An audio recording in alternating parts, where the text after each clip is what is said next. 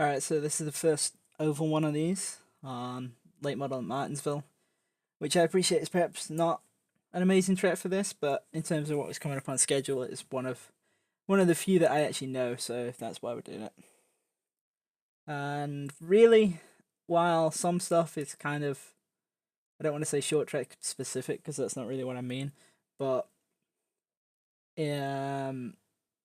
it's perhaps not exactly how you would do stuff for like a mile and a half or anything. It's still a lot of stuff will transfer basically, especially front end stuff. Rear end stuff perhaps not so much. And yeah, this car is a little weird, but it's also not completely like useless. In terms of fuel and stuff, I've done that already. It's a 50 lap race, and for whatever reason, there we go. So it's 50 lap race, 0.131, and it works out about 6.5. So you only can do 1 gallon increments, I think. So we'll run 7. I'm not going to touch anything else yet. One of the good things about oval and one of the good things about this track is with it being so short, we can actually do a bunch of laps in a way that's actually going to be representative. So it's 50 lap race, and I figure I might be able to do 25 lap runs, but we'll see. If not, I'll shorten them down to like 15 or 20, but they'll still be good enough to actually get something useful out of it, so we'll go from there. And I can't read the chat, so if you have any cues or anything, please feel free to ask.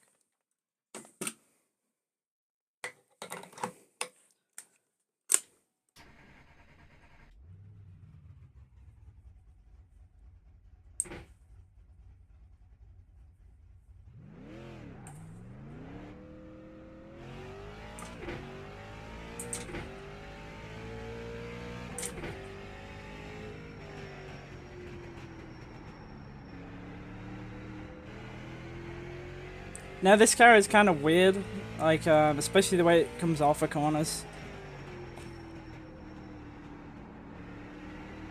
Kind of always, especially the baseline setups for this car always feel way too tight to me. Like specifically on corner exit.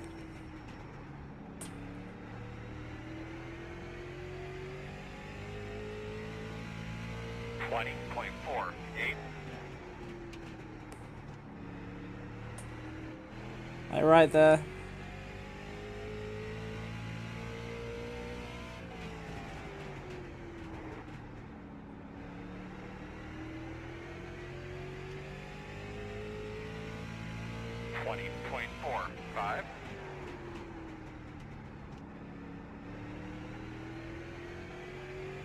Now, we are going to have to do more laps for oval stuff just on the basis of where road cars can basically stay the same the whole time, or there or thereabouts after about a couple of laps. Oval stuff definitely goes through the transition through the whole run. And given that this is a race that won't have any yellows in it, it definitely makes sense to try and get an idea of what the car is going to drive like halfway through. It's a fairly short race. 50 laps around a place like this is not going to take very long. We're talking like less than 20 minutes. 20.53. Which is kind of why I decided I would try and get 25 lap runs in, because they'll work out to be less than 10 minutes, I think.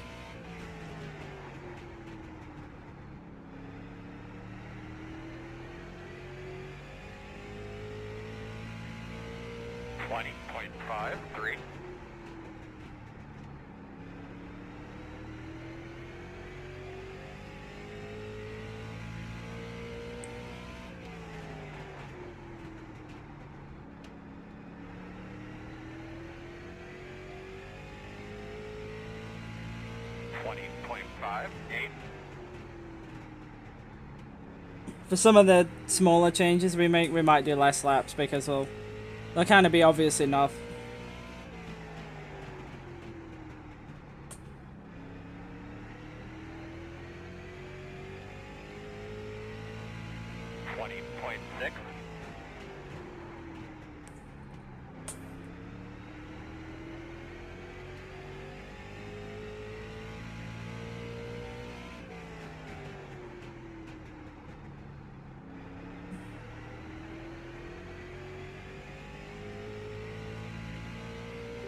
20.7.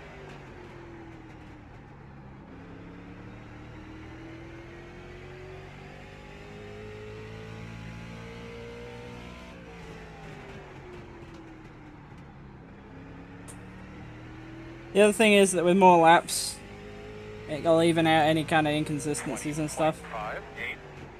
Unless for whatever reason you decide to do like 25 laps with a completely different line or something.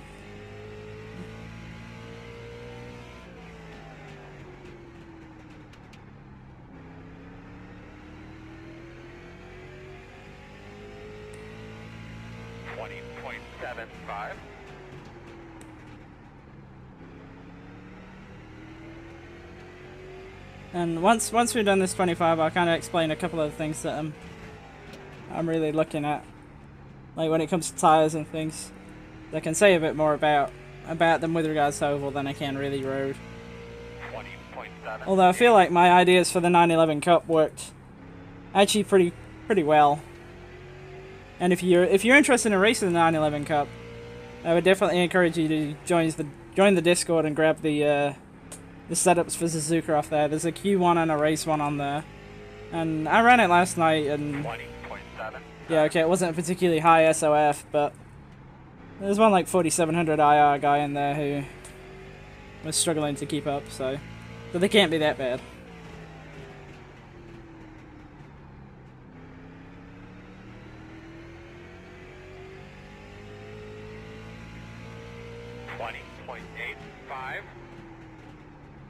In terms of this and the baseline itself right now, this just feels like it doesn't roll any speed in the middle of the corner to me. And it's too tight on exit. What I would say that's nice about it is it doesn't lose any drive off, which is great. And for somewhere like this, that's really a big deal. Like, your speed comes entirely basically from your ability to roll the middle of the corner and then drive off the corner without spinning tires. If you can't do one of those things, you'll probably be average. If you can't do both of those things, you're going to completely suck. And if you can do both of those, you'll probably win the race. So right now, the drive off on this is actually really good, just the center roll is really bad. So I kind of don't want to really hurt the drive off. And there's a couple of reasons why the drive off's so good that I'll explain when we take a look at the setup.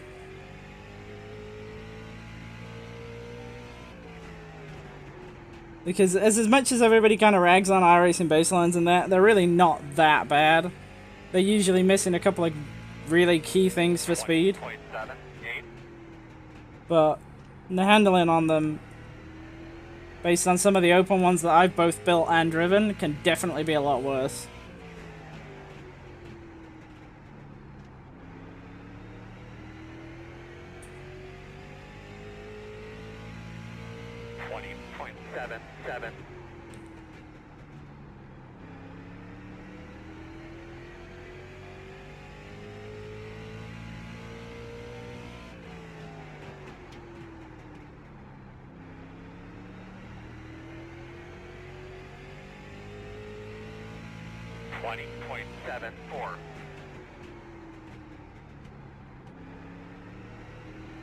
I really do want to get at least 25 on the baseline, just because at the very end I'm going to do 25 on what we end up with, and I want to see what the true kind of pace difference is between them. 20.78. So even if 25 is too long for the other ones, I definitely want to do at least 25 on this first.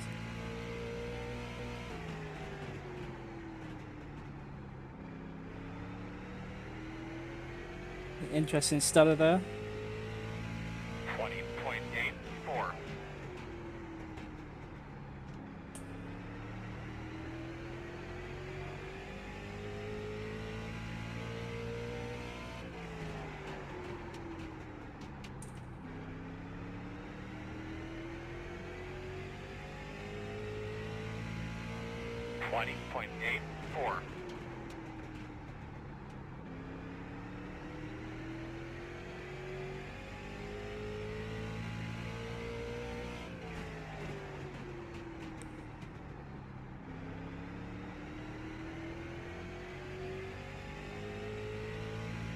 20.87.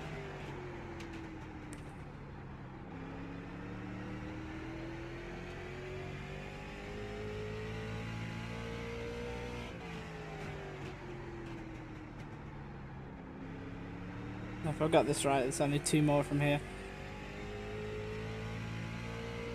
An interesting thing with this car is that there's really not a lot of tyre fall off. And that's actually true for a lot of the short track cars. The bigger cup stuff has way more drop off.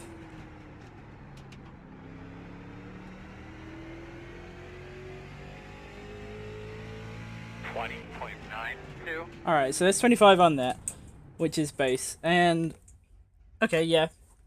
It's perhaps not super fast. But a couple of things. When it comes to short track stuff, we've never found any success with having higher than 1.5-inch staggers. So that's definitely something to keep in mind. Obviously on truck and cup and Xfinity you can't change that. But I definitely wouldn't go above 1.5. 1.25 and 1. We'll leave that at that because it really kind of feels okay. It doesn't really feel like the balance goes terrible or anything. We'll mess with it a little bit later. In terms of why the drive off's so good, it's really this in the back of the car. With the 325 left rear and the 300 right rear. Now, it's entirely possible there could be some funky stuff related to this specific car. I don't race it, but based on other cars, generally if you invert rear springs like this, you will get a completely hellacious amount of drive off the corner. The downside is the right rear will want to kind of roll over on exit, and you can sort of end up with this scenario where you're like you just get pushed loose basically, and it's hard to control ride height. So I'm not really a big fan of doing this if I can avoid it. And similar deal with the track bar. We'll talk a bit about that as well. In effect, what you're really looking for, the track bar does kind of 3 things. First thing is that the average of the 2 heights is basically what your rear roll center height is. And the higher that is, the looser the car is, and the lower that is, the tighter the car is. In the most basic terms I can put it. I am not personally a huge fan of having really high track bars. And what I kind of class as really high track bars is anything where the average is above 10. If the average is under 10, that's kind of okay to me. As soon as the average starts getting above 10, I'm not really a big fan. And the reason for that is because basically the way it kind of frees the car up is by sort of transferring load through the bar rather than, well, through the roll center height and stuff, rather than actually using the springs to do it. And what happens is like the thing just starts sliding in the middle of the corner, and like it's really pronounced and noticeable because you'll be in the middle of the corner and you'll just literally feel the rear just slide across the track. So that's why I'm not a big fan of using track bars if you can avoid it.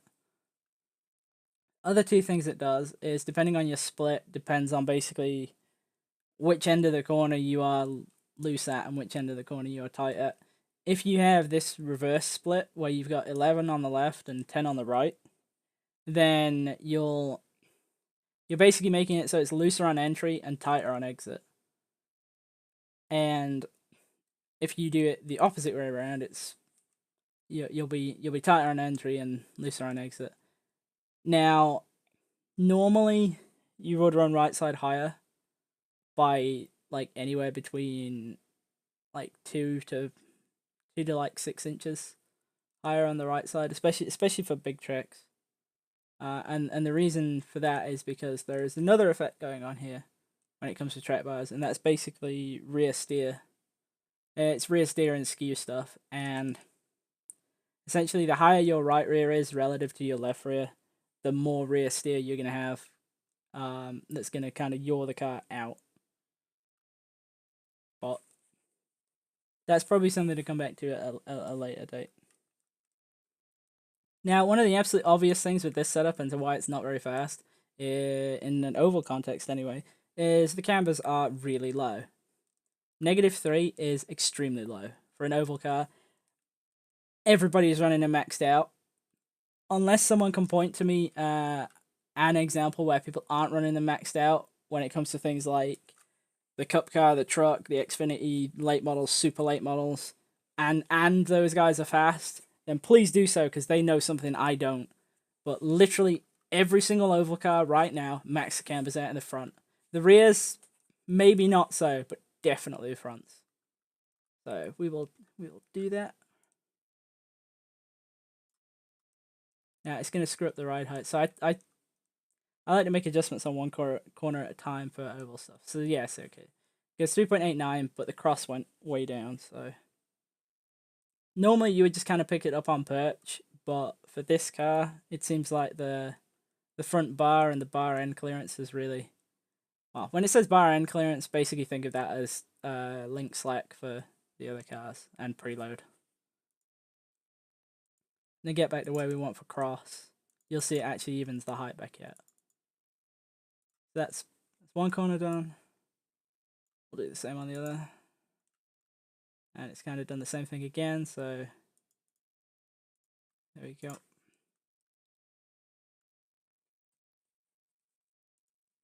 Now I will just quickly write the times down.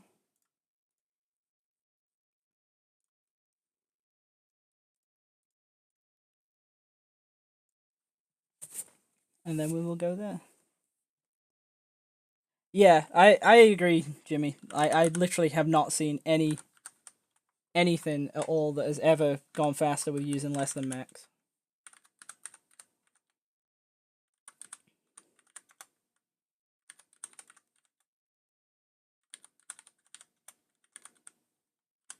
And that's even over like full complete runs and stuff as well.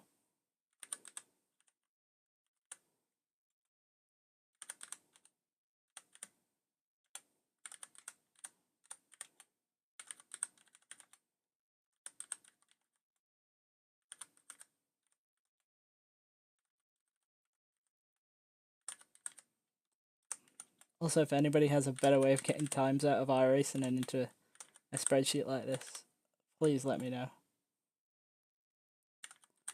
I know Sven gave me some ideas on how to export laps out of Motec and stuff, but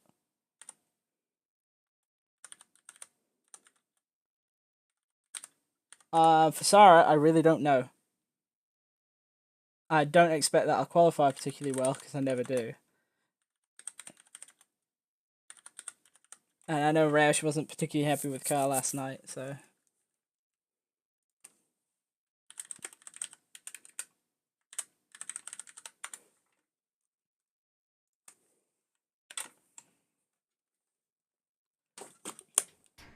I'm really kind of just hoping to survive in a way, and I've just realised I've not changed my thing. There we go.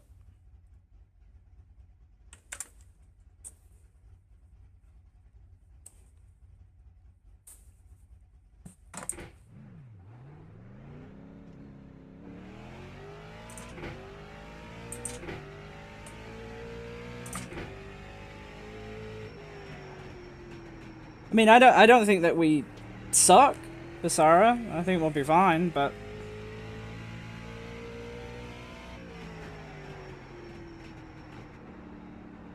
I'm really just kind of hoping to survive.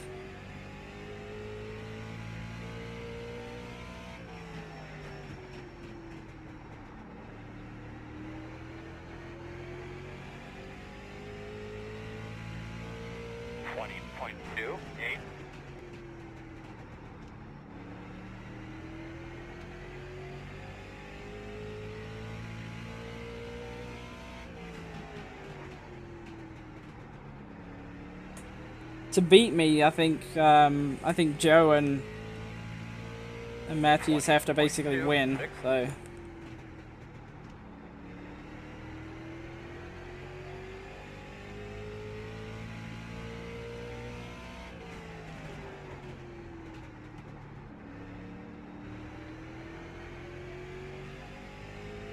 if I can grab a top 5, I'll be basically happy.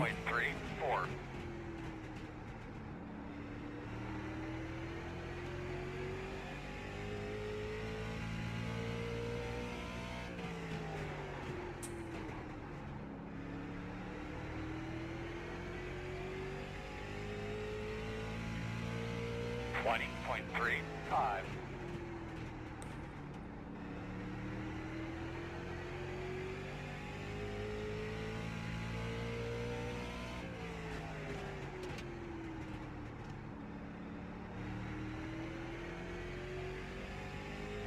In terms of this though, you can see already that 20.3. this maxing the cambers out has made like over a tenth in terms of pickup just from doing that. Which really on around a track like this is huge. But it really does apply to absolutely everywhere.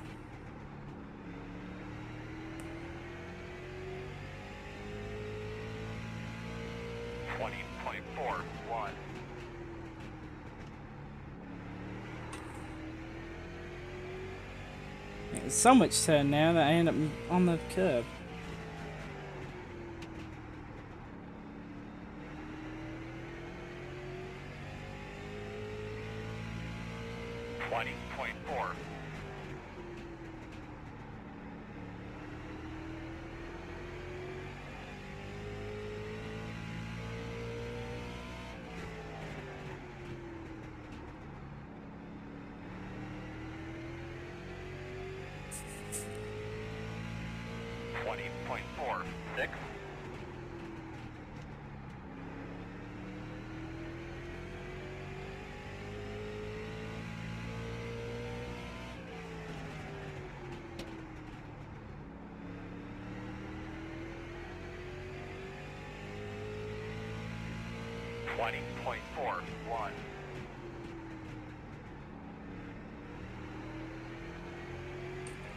It's still tight in the middle, but we'll get to that.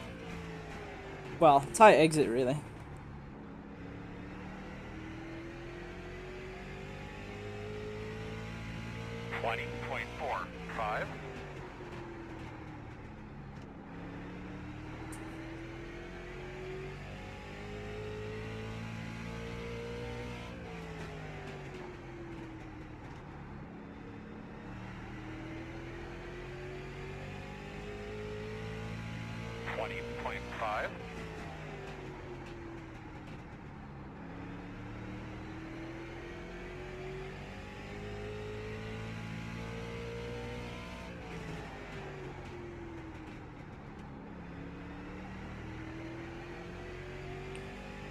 I'll read that in a minute. I just don't have enough time down the straights.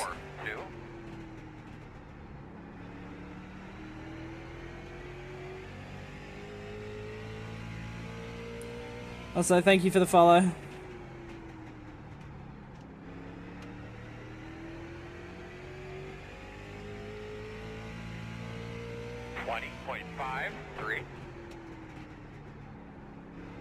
I should really start reading out the names when I thank people for follows, but I can never read it well enough from where I'm sat.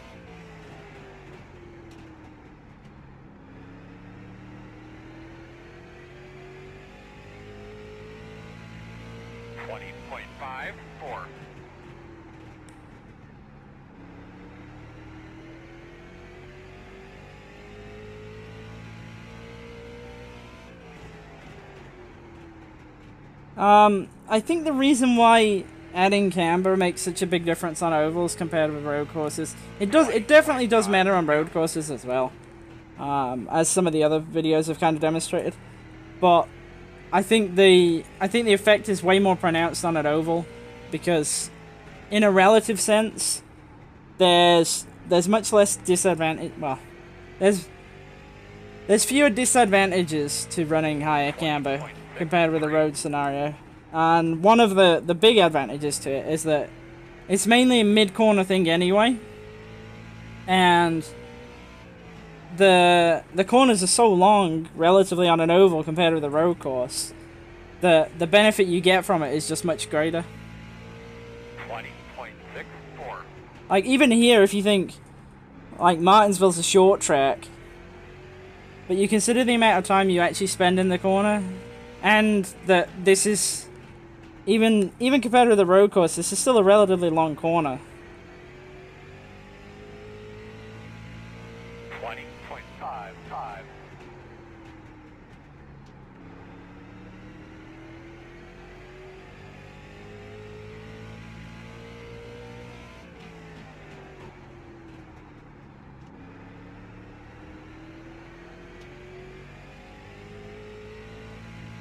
20.53.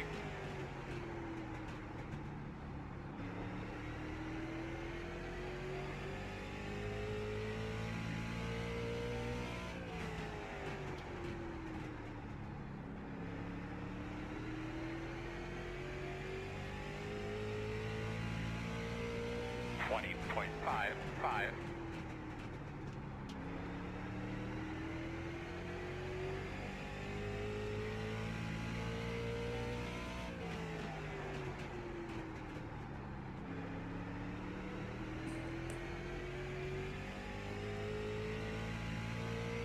20.54.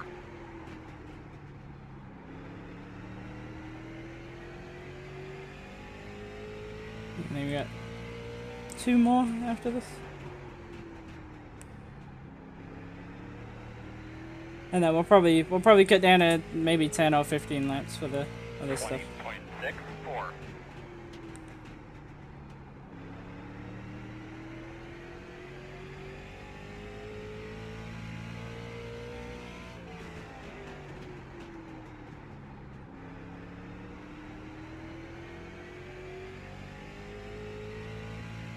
20.6.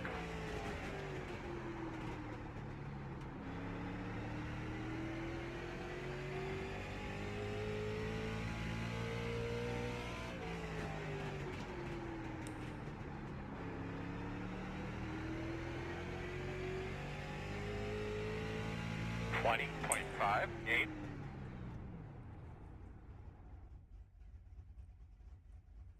Yeah, that is a good point about this car. It just feels a bit weird.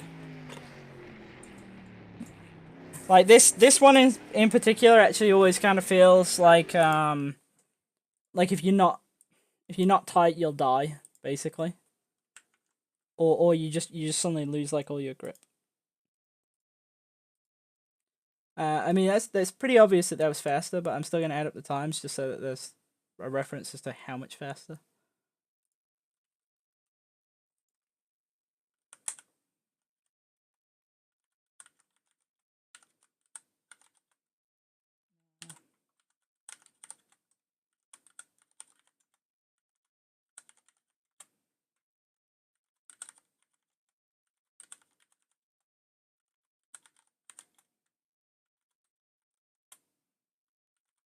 Also, I know there's speculation about with like new tire model 7 and all that, and how it's gonna make these Rear Camber setups not work. And that, I think what you've got to kind of think about really is that it was actually more unrealistic, the numbers we used to run versus the numbers we run now. Like, there was a time when I was running like road cars. It was even on road cars where basically the numbers I was running were less than like what my street car has.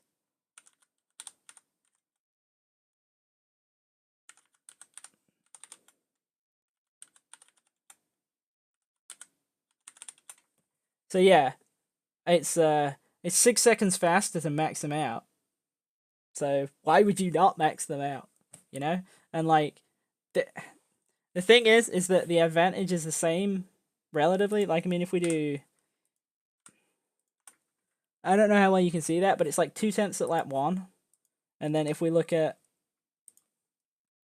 I think it's actually even more, it's actually 3/10 at lap 25, although I do think I drove a better 25. But what I'm trying to illustrate is that it's not, there is no, like, currently, there are no downsides to doing this.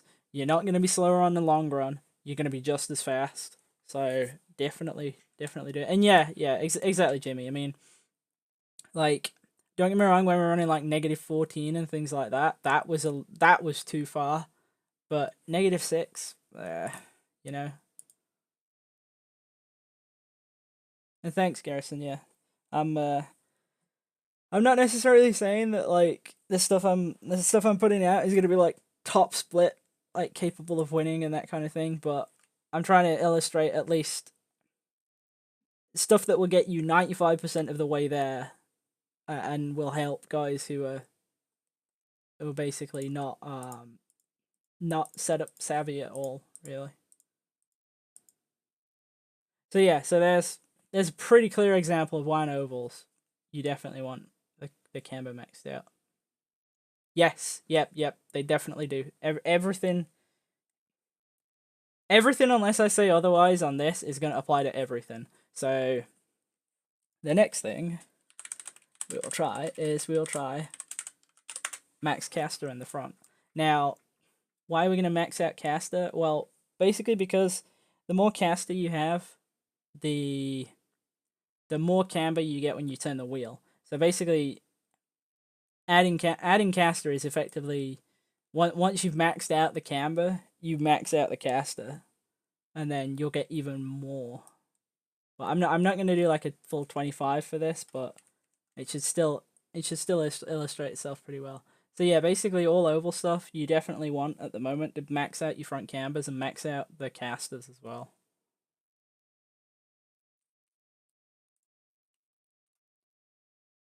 And yeah, the 13.5 cambers were awful. But you can also see that like this idea that we're over cambering it to an insane amount is not really true, because the inside and middle temps are actually pretty close to each other. So, oh, okay, the left front is a bit further apart, but the left front's also running cooler and there's not as much load on it, so it's not really a concern anyway. But the right front is like we're not killing it there. Like, I mean, these tires are bullets anyway. Like, they're completely solid, but the idea really does apply to everything.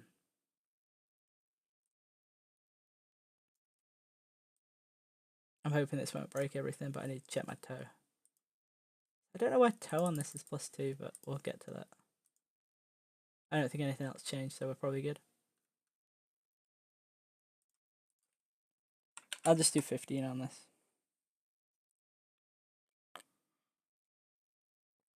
This is less of an effect compared with obviously just maxing out the static cambers. But it's still worthwhile. Or at least I found so anyway.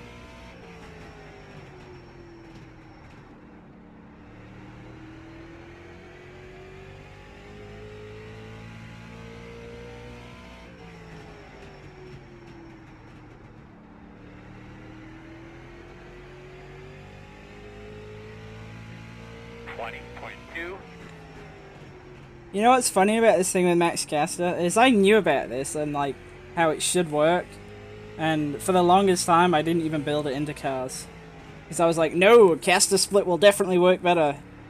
Like, no. Sometimes you just gotta accept that 20.26. the camber is the overpowering thing and that's what you gotta build around.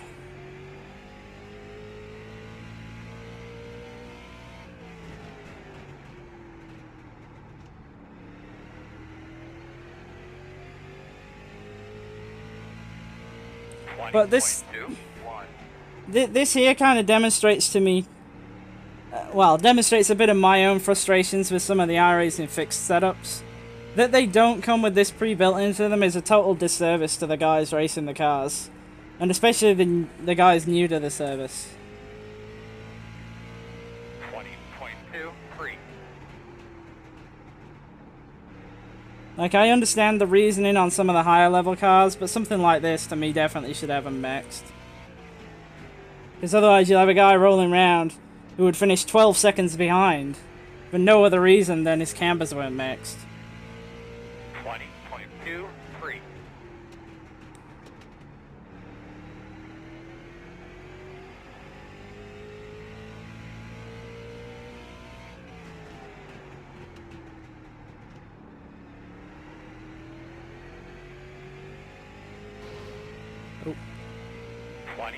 20.3.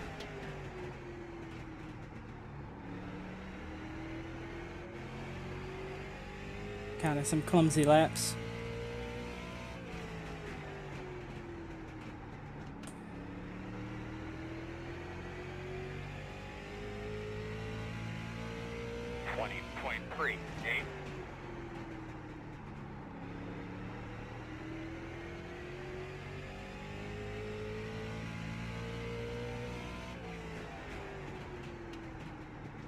But I mean, one of the reasons I'm like so open about talking about this kind of thing with the camber and caster is because everybody at the higher levels already knows this.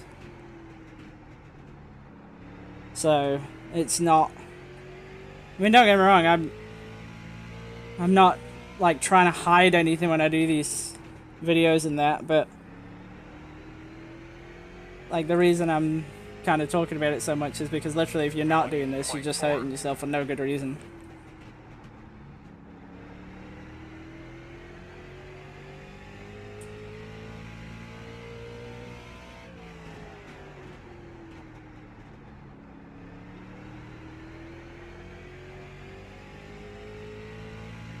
There are certain circumstances where max isn't the best way, though. Not so much in front tires, but in cars that have got rear adjustment.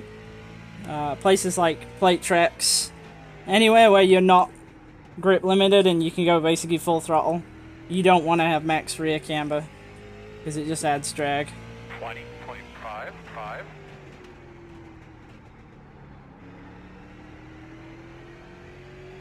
Pretty awful lap time.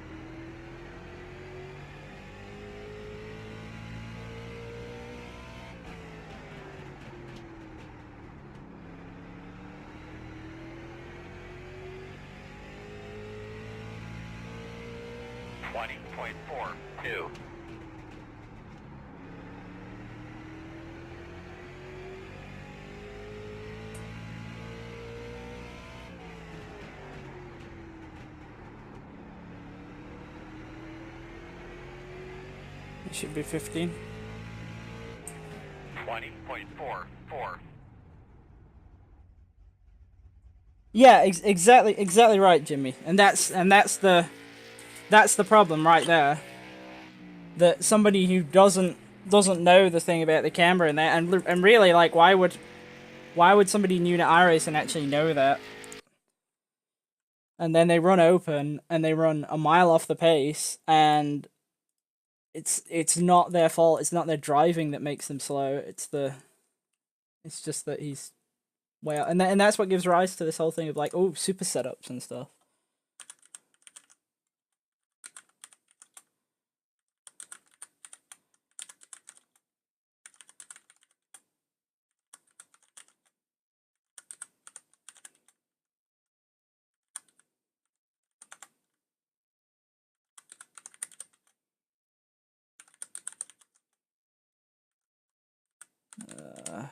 The one lap where it's slower, and I completely screwed up.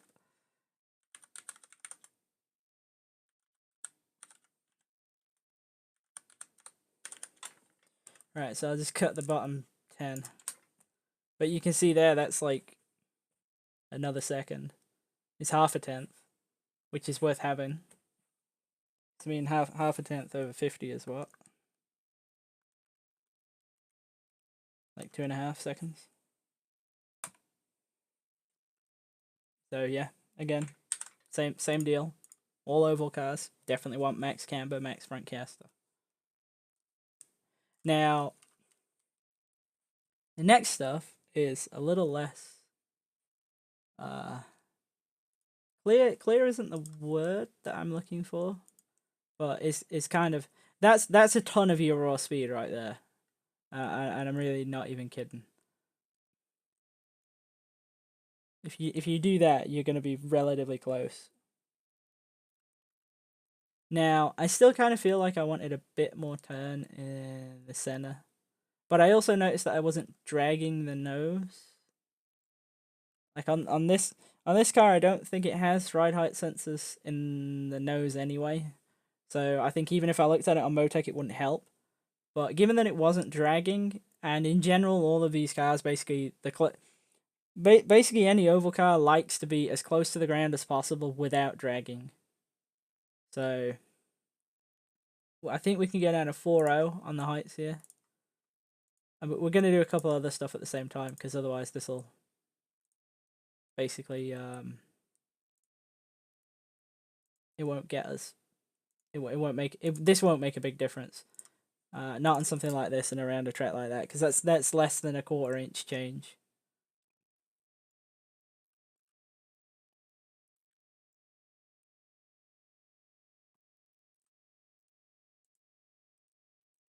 I feel like air pressures are actually kind of close.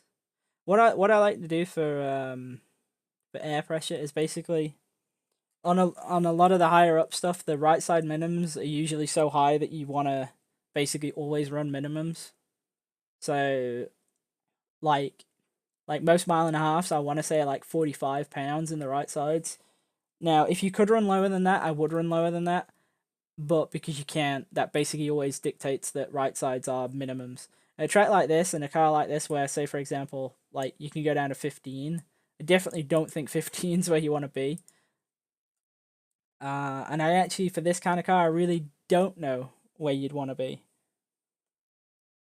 to be honest with you. So it drives okay like this, but as a method of what I would do normally is basically right side minimums, or like in these late models, I feel like around about 20 pounds is roughly right. So that's probably a good starting. This is actually probably a good starting point for air pressures anyway. Actually, on anything I don't know that usually has such a wide range, that my sort of starting point is always about 25. And what I'll do is I'll drop or increase both sides at the same time in like 2 pound increments until I find out where is best, and then I'll keep my right sides as that, and then I'll kind of keep changing the lefts, going up and down 2 at a time on the lefts. So like for cup stuff, what I do is I put right sides at minimums, which say would be like, I don't know, 45, and then left sides I think max is like 35 or something now for a lot of stuff.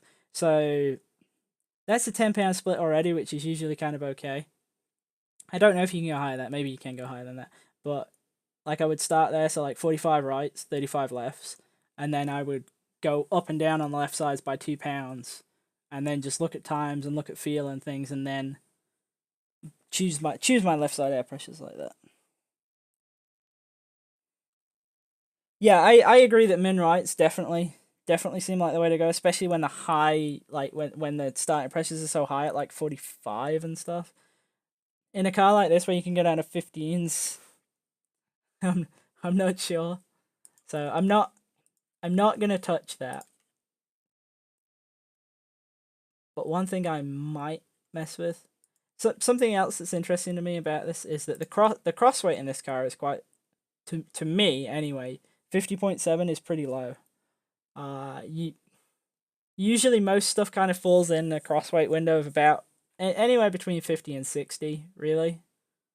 On anything I don't know, you usually can't go wrong starting at 55 and working around that. And again, similar deal up and down, like 1%, 2%. Actually, not sure what I want to try here. We got heights down. We got cambers, casters. I still feel like the rear doesn't turn enough.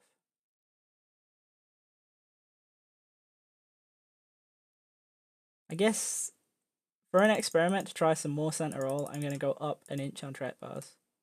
Both at the same time first, and then I'll work on splits afterwards. How do you know what right side what right side air pressure is optimal. In a car like this, basically the way is just test and look at lap times.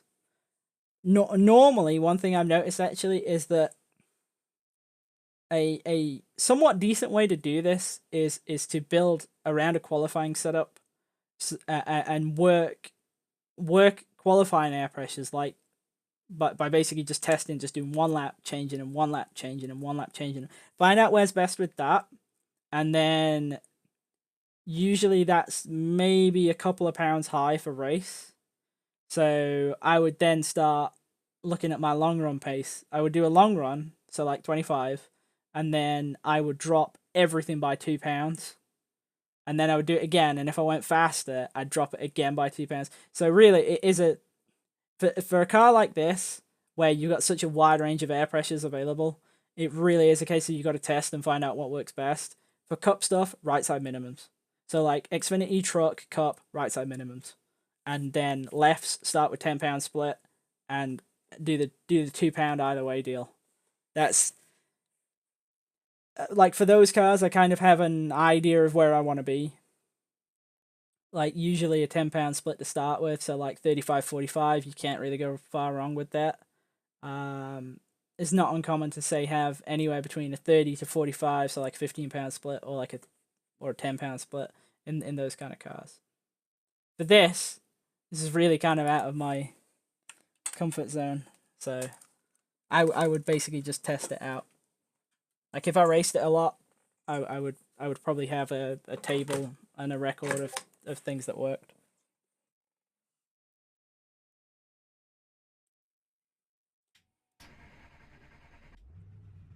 And I just had somebody message me via the Discord asking if I'm archiving these streams. Yeah, I am. They go on YouTube afterwards. So you can kind of skip through and find the bits you want on there afterwards. Maximizing toes be effective on this build? It depends. Let me do some laps and I'll talk a little bit about that. On a car like this, where the toe adjustment is all in one go, so what I mean by that is where like left and right isn't independent, I don't see any value in going to max. But on cars where the adjustment isn't linked, so say you can run, I don't know, say you can run +5 left and -5 right, it's definitely things that can find you speed. I'm not such a believer that going like max on those is the way, but I definitely do mess around with them. I tend to move them as a pair, so like I'll go, again, 2 at a time, like 20.24. like I'll start with +1 left side, -1 right side in the front, and then I'll go +3 left side, -3 right side. And again, I'll just map out times and work around that. 20.17.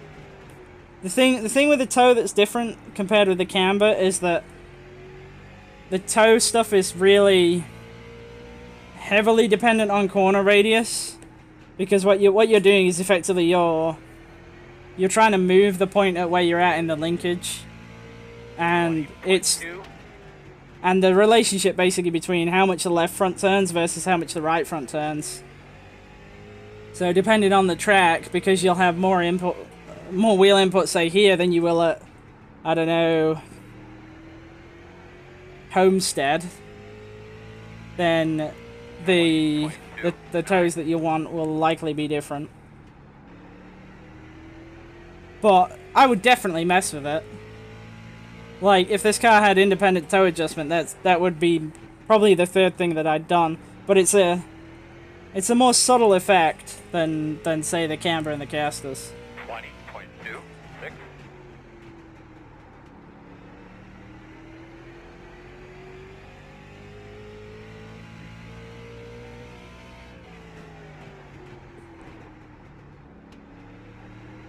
So I can hear the nose is like just tapping the track a little bit. 20.21. But it's not noticeably making the nose wash out, so it doesn't concern me, and I'm probably not going to change it. One thing I definitely notice is that, yeah, the mid-corner rotation is up with the track bar up, but I can start to hear tires sliding more. 20.2. And I don't like that. So usually in like this kind of case, it tells me that the car being freer is definitely faster, but perhaps not in this way with the track bar.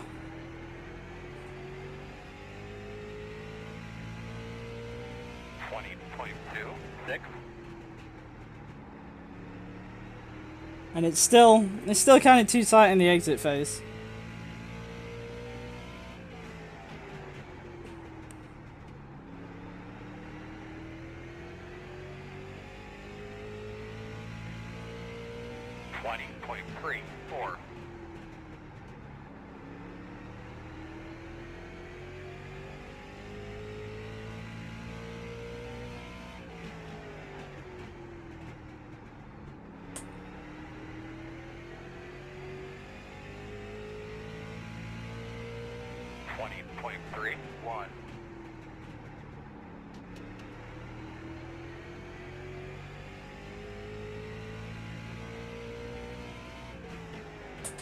With the I'm not sure if I said it. I feel like I got sidetracked halfway through. With the air pressures, one interesting way of sort of knowing if you're in the right place with a car like this is that if you run your hot lap, like if your car isn't dragging the track but you run your hot lap on like laps 3 or 4, then usually that means that you're roughly like you're maybe 2 to 3 pounds too low for like a qualifying set, but you're probably close to where you want to be for race. Because you actually want to start under pressured so that you're at optimum. And actually my Porsche setups do that. If you notice, if anybody drives them and ever drives the race set, you'll notice that like the first lap is absolutely horrible. But last night I set my best lap on like, I think lap 14 or 15. Actually, that can't be right because it's only a 13-lap race. I think it's like a lap 11. But basically, that's a way of telling if you're kind of where you want to be. It won't work so much on ovals because you'll always get slower as it goes. So more steering input equals less tow. I don't know. I don't feel confident enough to give you an answer on that.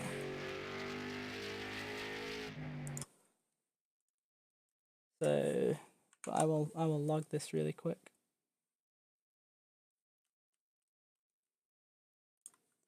But you can feel it like when you drive. I mean I might actually. It won't take me long to do a run. Hey man, thank you for the follow. Appreciate it. So that was track bar at 1 inch and the front height a little bit down, but I'm not even gonna say I dropped the front height because I just don't think it's a considerable enough change.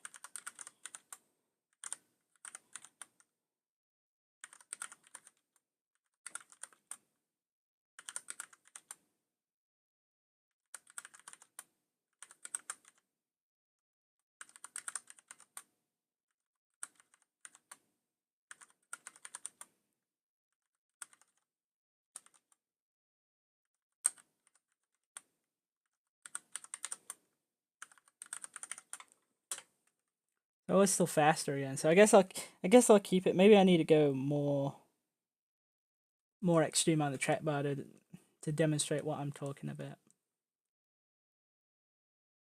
And thanks, man. I'm trying to kind of make it as simple isn't the word that I want to use, but I'm trying to kind of make it as easy to understand as possible. So yeah, that was still faster. What's interesting though is that you can kind of see in the last 2 laps. I mean that could be driver, but it's starting to sort of flatten out. Like, it was considerably faster to begin with. Although, I mean, it was still pretty fast on the 7, actually, so... I know. We'll get back to track bar. Well, when I say we'll get back to track bar, I'm about to give you an example of what I'm talking about. Because we're gonna completely send this to max. Just so I can show how it really frees the car up.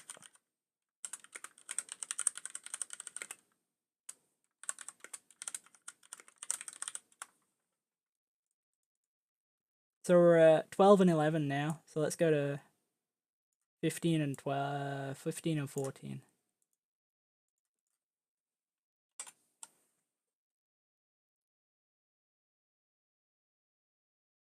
What's some interesting spring height suspension combinations that you come across when setting up a car? Well, actually, this is interesting to me. The rear springs being inverted on this car, and the front springs being inverted as well. Actually, one thing that seems fairly constant across a lot of oval cars and iRacing is that they seem to like having a higher left front spring versus a right front, which seems weird because the right front has to carry a ton of, well, basically a lot more load than the left side ever does. But having your left front spring higher than your right front always seems to get the car to just cut into the corners slightly better. Which means that you can do interesting things, actually, with some of the bump spring settings in, say, the Cup car, where you can say, like, if the thing's over rotating, like in the middle, and it feels like it's really sensitive to like wheel input, one thing that I'll mess with is like dropping the shock spring like 500 to 1,000 pounds, and it tends to smooth that out. The downside is then you have to find something else that turns the car into the corner.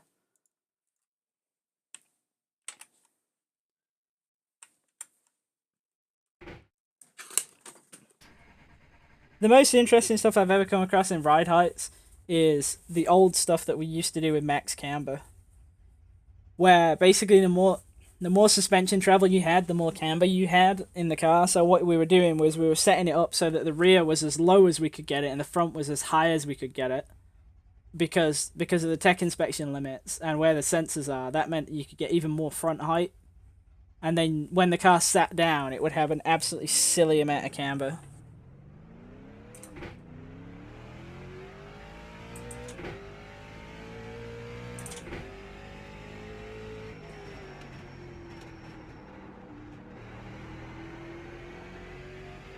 I have a feeling this might actually be fast for one lap.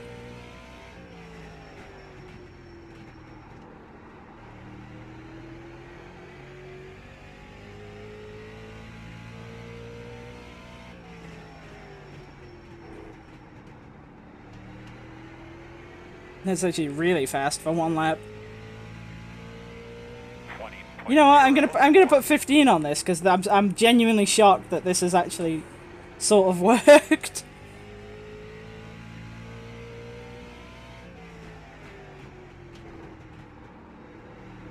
I don't know if it comes through well on the stream, but hopefully you can kind of see that what happens with this is that right around the middle of the corner, the rear of the car steps out a ton and it basically turns by drifting through the corner.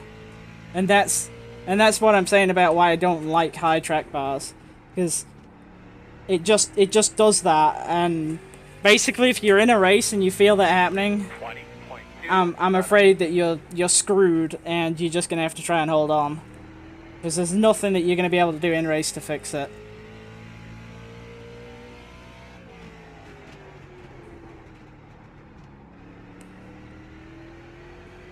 Other than basically go slower. 20.21. Like right there, should have been fairly obvious. Well, like it kind of turns in like normal, and then about a quarter of the way into the corner, the rear just steps out, and then it stays stepped out and sliding through the whole rest of the turn. This is going bizarrely quickly though, 20.2. all things considered.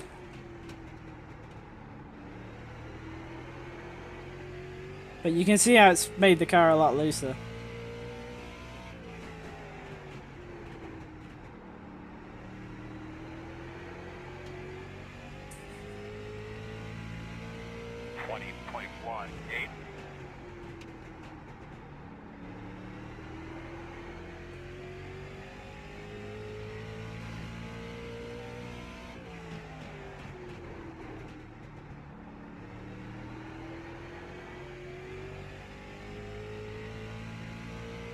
20.22.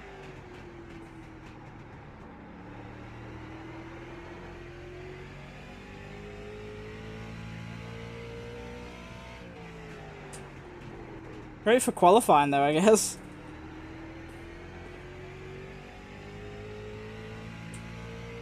20.28.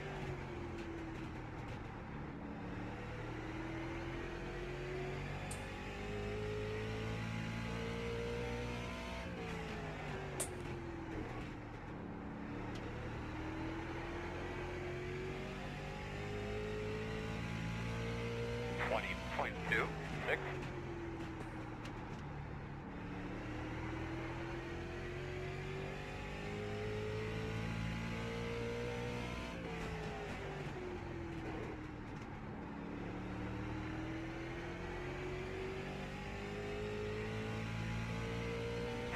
.34.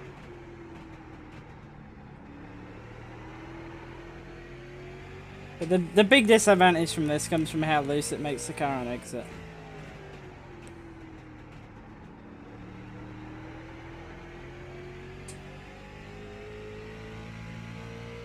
.34. Just because it hurts you for getting the power down.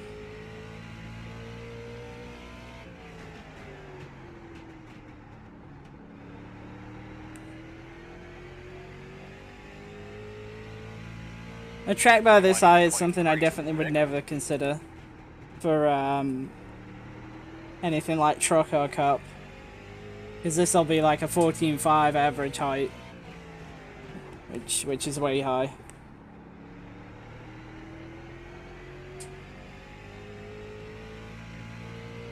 .35.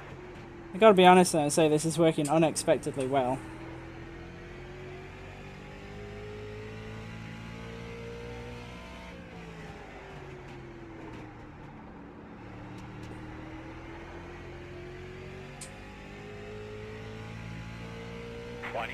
.3.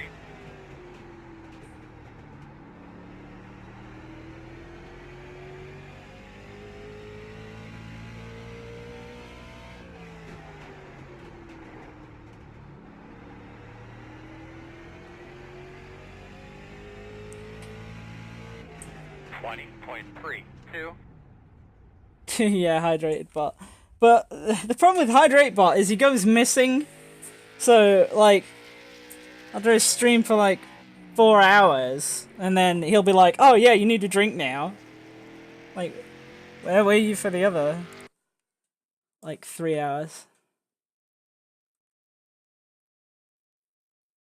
I wonder with this. This is not something I would have expected that would actually work. I have to be honest. But I'm gonna log the times anyway.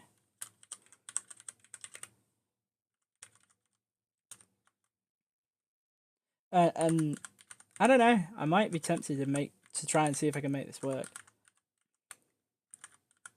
Because I have an idea about something.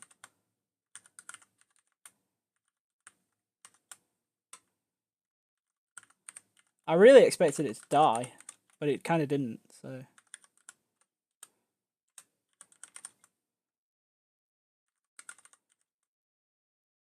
I mean, it's not that fast at this point.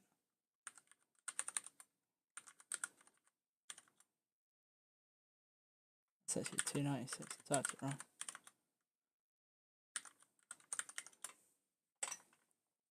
Yeah, so it's really fast for like 1 or 2 laps, but then it was still quicker at the end, surprisingly. But we're not talking a huge gain, and the handling balance was considerably different. Like it was definitely way looser.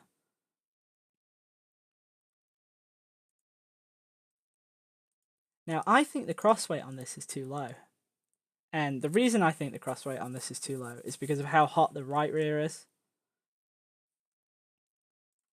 Let me get back to. There we go. Right. And the reason I say that is because one way of kind of setting crossweight and things is to look at your rear tire temps. And basically, as a rough guide, because there definitely are exceptions to this, if you have the left rear close to what the right rear is in temps, you're normally pretty close to where you need to be. And if the left rear is hotter than the right rear, you've basically got too much cross in the car. And if the right rear is hotter than the left rear, you don't have enough cross in the car. So like that's why I'm saying that I feel like this doesn't have enough cross in it, because the right rear is hotter than the left. That said, there's definitely exceptions to this, because certain tracks, the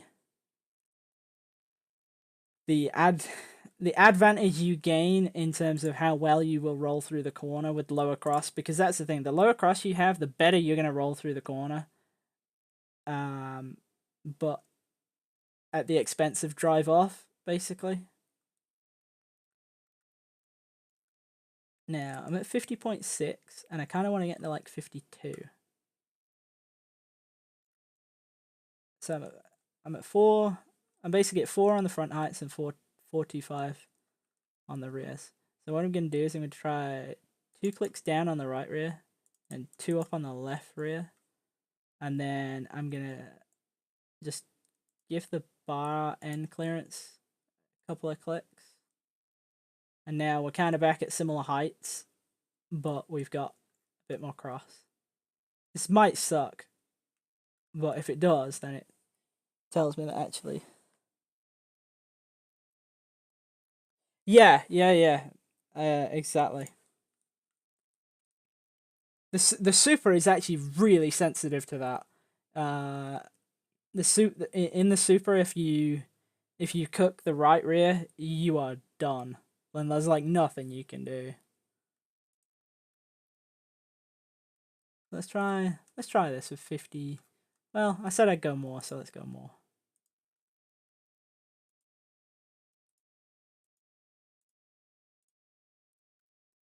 Can I get those lower? Yay. Okay, we'll try this.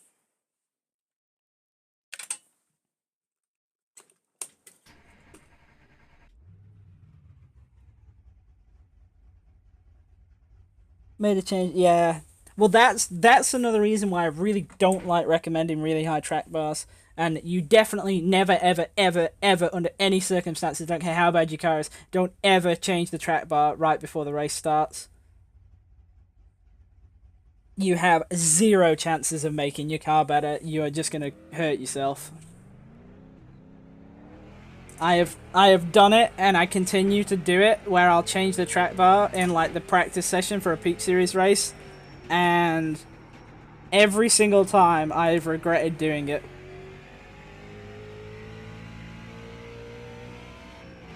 Because you do like 5 or 10 laps in that session, and you're like, wow, this is great, and then you get 25 laps into a run, and you're like, what was I thinking? This was the worst idea I've ever had in my life.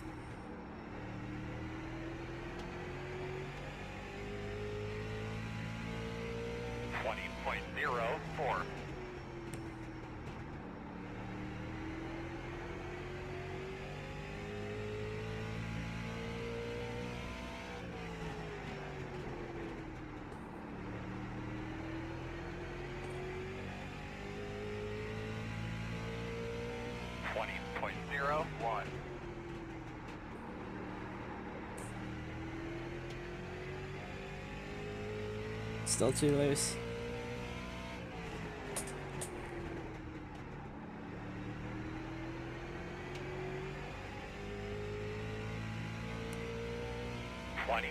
.2.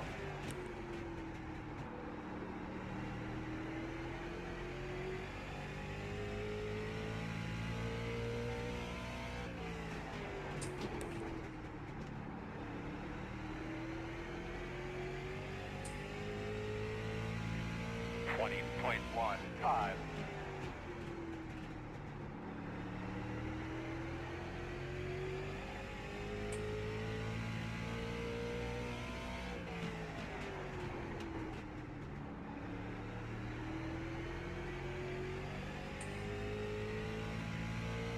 20.13. I feel like at some point I'm going to have to do a video where I do truck setup, just so I can kind of demonstrate sort of more regular track bar angles and things on a mile and a half.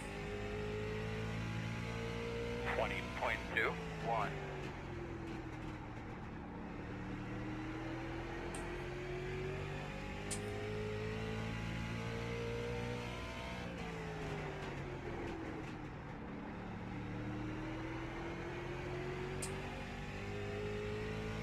Still feels like it's down a little bit on rear grip.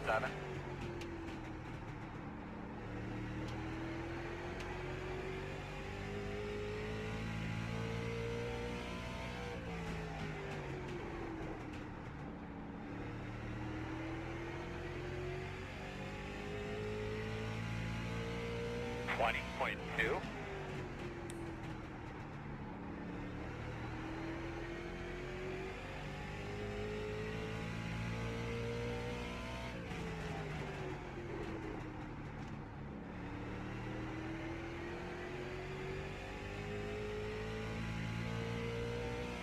.24.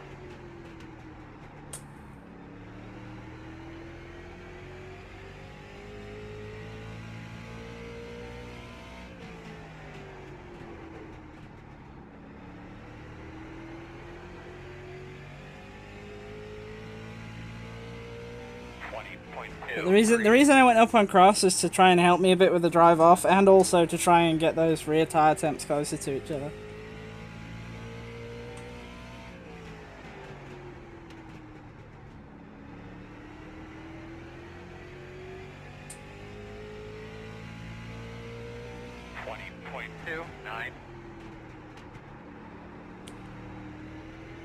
You can kind of still see how the rear's sliding too much.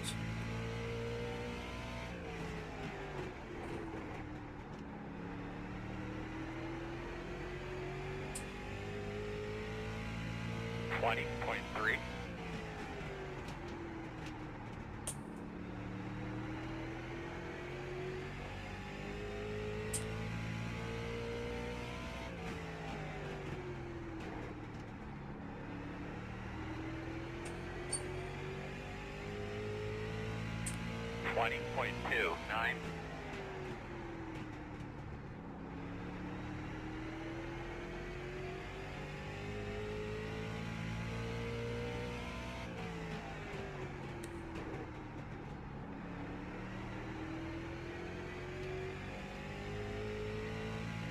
.33.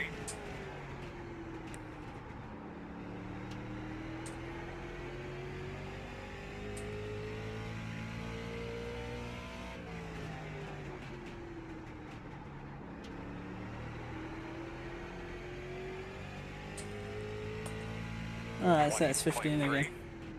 And hey Kyle, what's going on, man? And yeah, peak is extremely hard to make changes for in the practice of them. Because basically whatever you go out on in that is totally not how then it drives like in the race. So that worked pretty well. Actually, let's take a look at the tires first. So we're closer. We're under 200 on that now.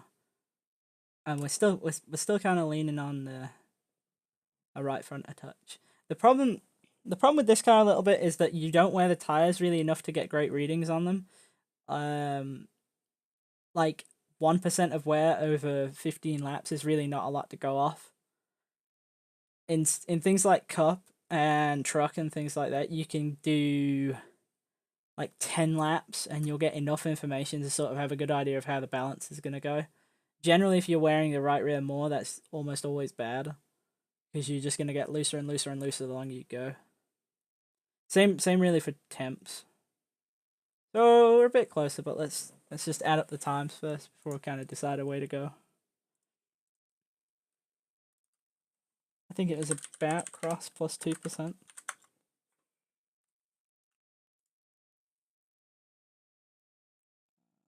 And I meant to grab OBS there and I got the wrong thing.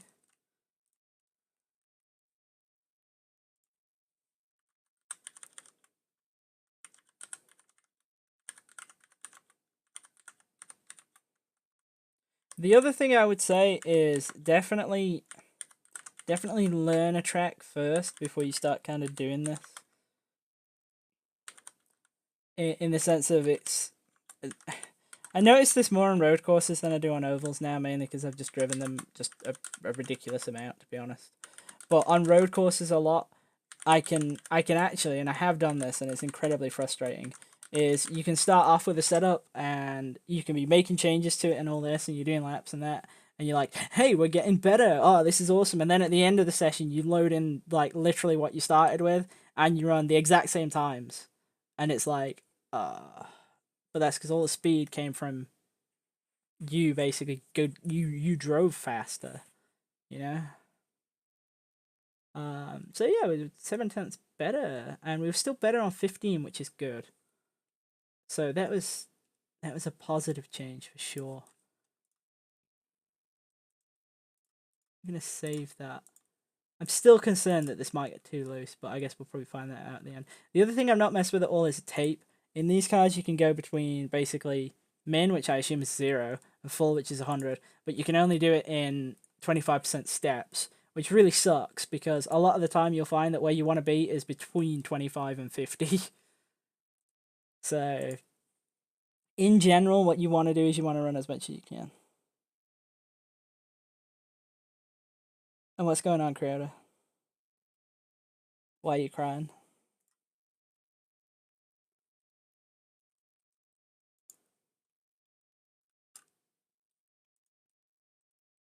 I kind of liked where I was with that, and I sort of, I don't know.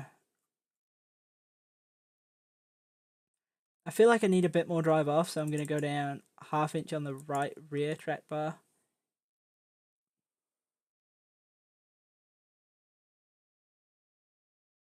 You ran 25 last week in Sarah. 25 what? Oh, tape. Oh, yeah. Yeah, Sarah with the super late models is huge. The difference between 25 and 50 in those cars, because they're so aero, is, like, massive. And yeah, no, like, Creator, we're just doing setups. Late model. Right, so the reason I dropped that down is basically because what it should kind of what it should do is it should basically put a rear steer effect in the car that's kind of the opposite of yawing it out. It should actually kind of pull it inwards. So it might give me some more drive. We'll see. The downside is because I'm already at 15 on the left side, and I've now gone down 1/2 on my right side track bar, that my overall track bar height is now effectively down 1/4 inch.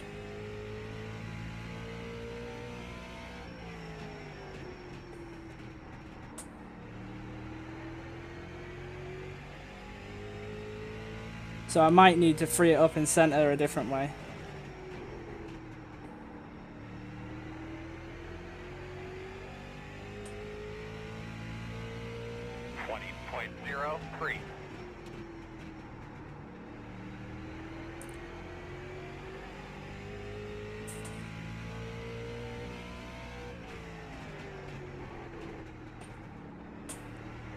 Also, I'm assuming there's probably maybe 1 or 2 people thinking, why haven't I changed any springs at all in this car yet? And the reason is I just haven't felt the need to. Fundamentally, the spring is really only there to change what your dynamic cross is and basically hold the car up. And what's in this right now is, I don't dislike it, so we're gonna leave it. 20.07. At least until I feel I need to change it anyway. Which there might be.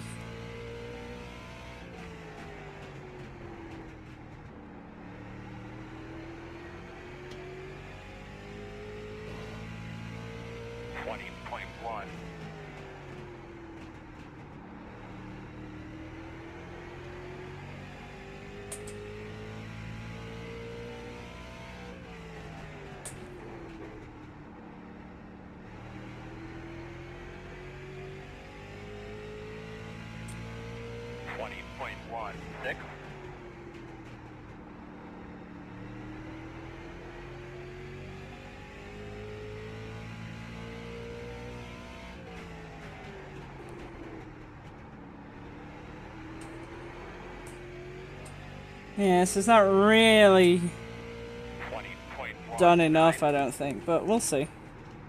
We will let the timesheet be the judge.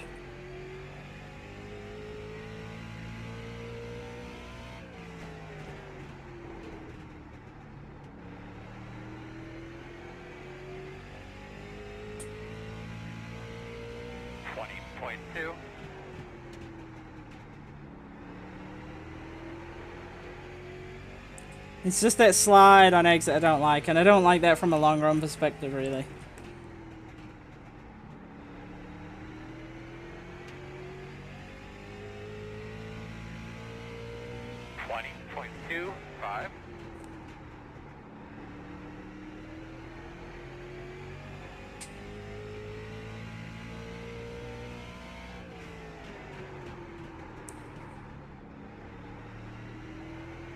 That was me just driving in way too deep. 20.34.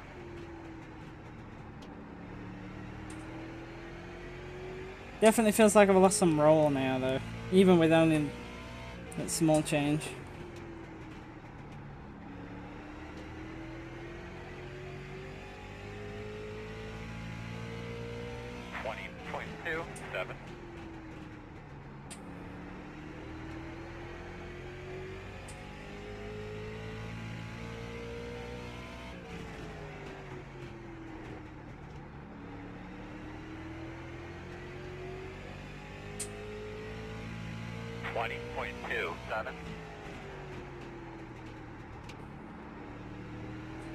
What's funny is that, like, on lap 11, we're still running actually faster than the fix that was running.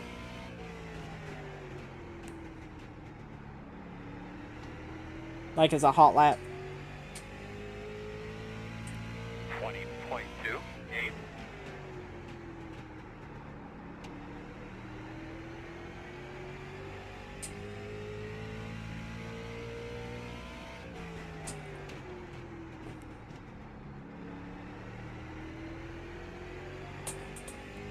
The biggest thing I don't like about this change is that while I feel like it might have fundamentally added a little bit of drive off, if you notice coming off the corner, I'm now having to come off the corner with more wheel in it, and it's doing kind of more of a tail whip near exit. I really don't like when stuff handles like that. I like things to be basically as consistent as possible all the way through the corner. 20.4. So, like, if my car's going to be loose and it's going to slide, I want to be sliding the entire time. I don't want to just be, like, sliding on exit or sliding on entry. And the absolute worst case scenario with any car is to be tight center and loose entry exit. And I feel like this is kind of probably heading that way by doing this change. Late model super duper springs. I don't know, man, they probably exist. But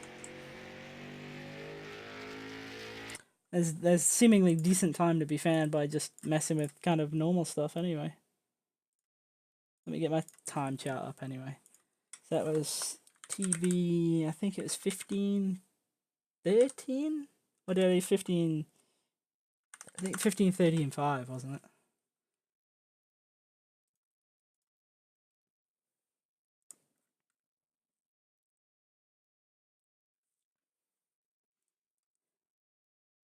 I hear you. I just don't want to mess with that yet, because I feel like there's not actually that much to be gained in that area compared with the other stuff that I'm still messing with. And I may or may not have sort of sneaked messing around with the rear springs pre-stream just to try a few things out, and I didn't really get very far. So that's also why I'm not focusing on them that much.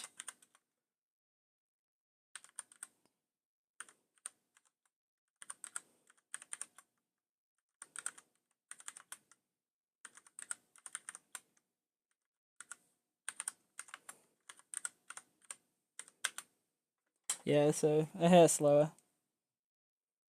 And I kind of felt it would be that way, just mainly because the handling just felt less consistent.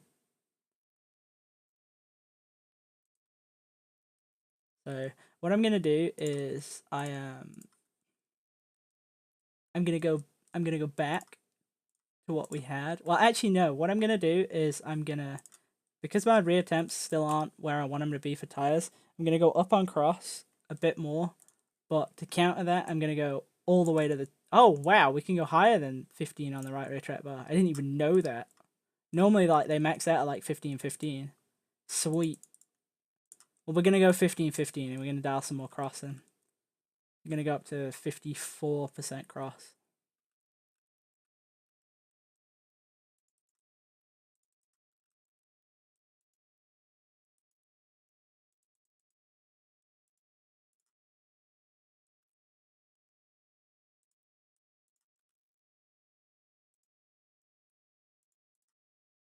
No, maybe we'll go a bit more than 54. I don't know.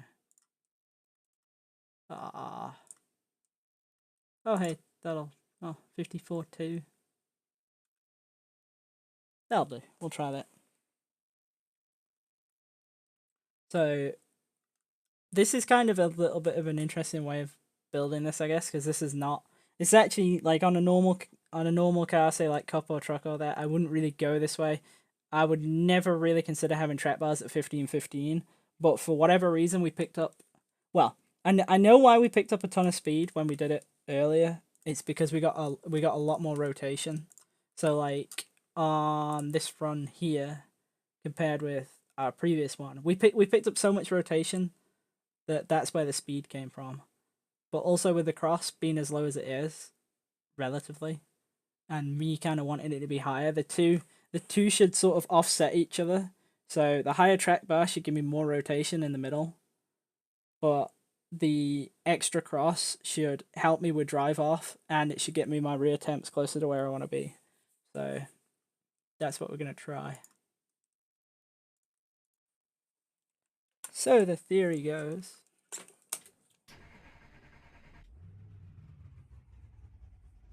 I've got to be honest and say, this is probably the... I know I've forgotten again. At least I'm remembering now to change the screen back. This is actually the most fun I've had in this car, probably ever. Normally, whenever I've driven this, I've been like, oh, wow, it's terrible. But I'm actually kind of enjoying this around here.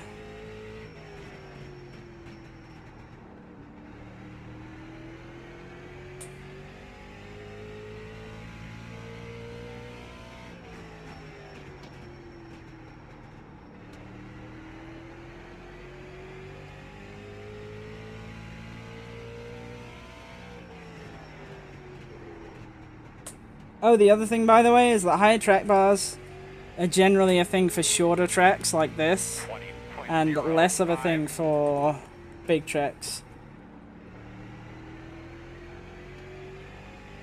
Mainly because it puts the roll center higher, and the roll center higher is for fast corners is usually a bad thing.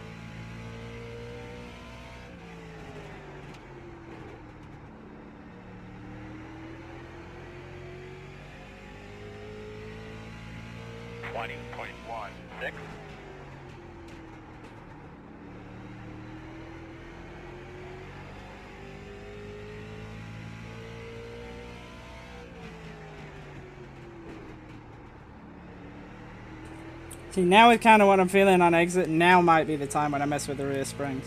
20.21.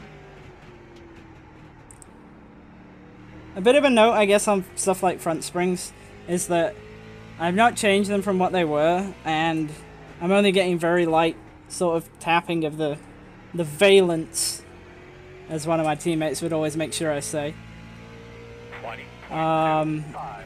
And because of that, I would say that for a car like this, you probably always want to run the softest springs you can that don't result in the front hitting the track. So because of that, that's kind of why I'm not really going to change them, because I think I'm probably already close to where I need to be. 20.23.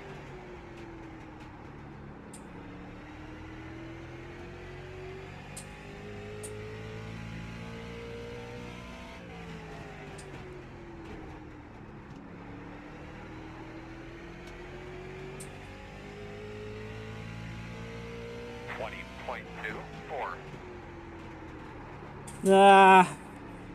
That's not what I wanted to have happen.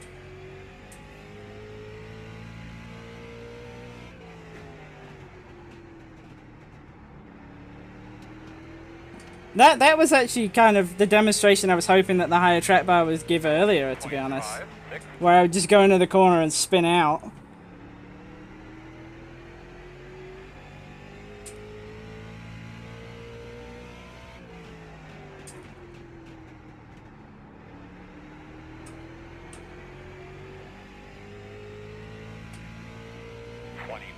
.3.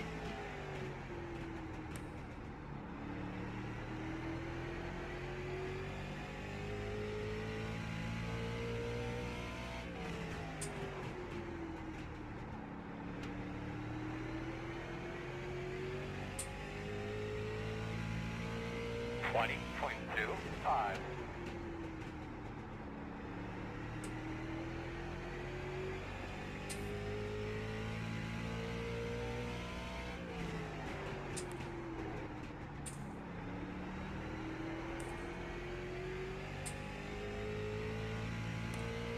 20.28.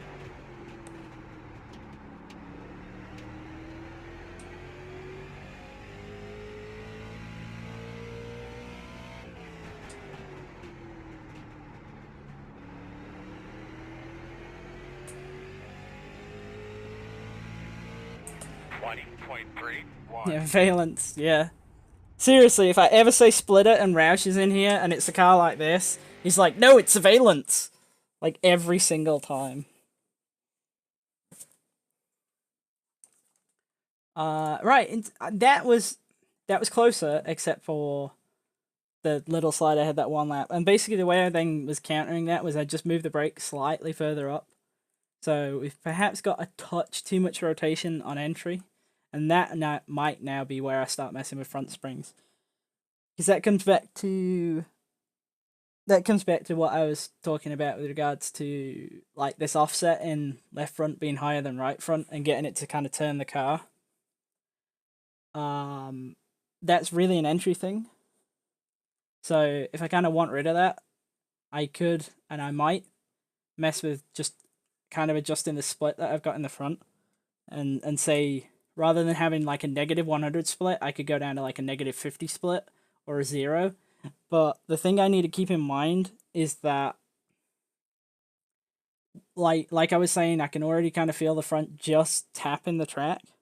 So if I go lower on one spring, I have to go up on the other to basically stop the thing then dragging the track. But I wanna add up those lap times first.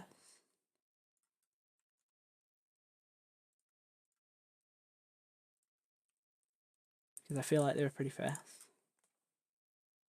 So I think that was another plus cross plus 2%. TB 15, I think. And before we do the next run, I'm just gonna take a quick minute to go and get another drink. But let me just write this down first. And I really will be like 2 seconds.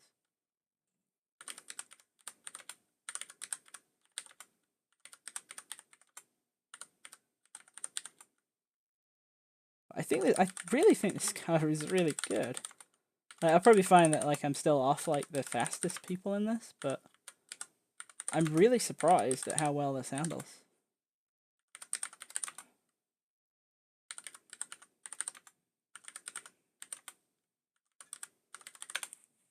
So even with that lap where I lost like 3/10, I would still like almost match in my earlier run. But I will be back in 1 second.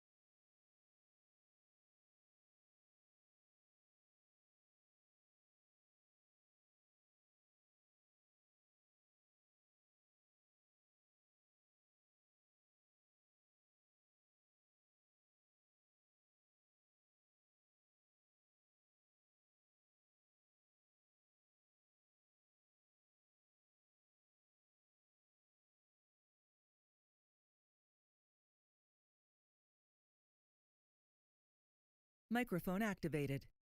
Microphone muted. Ah, wrong hotkey. Is this gonna beat Majeski?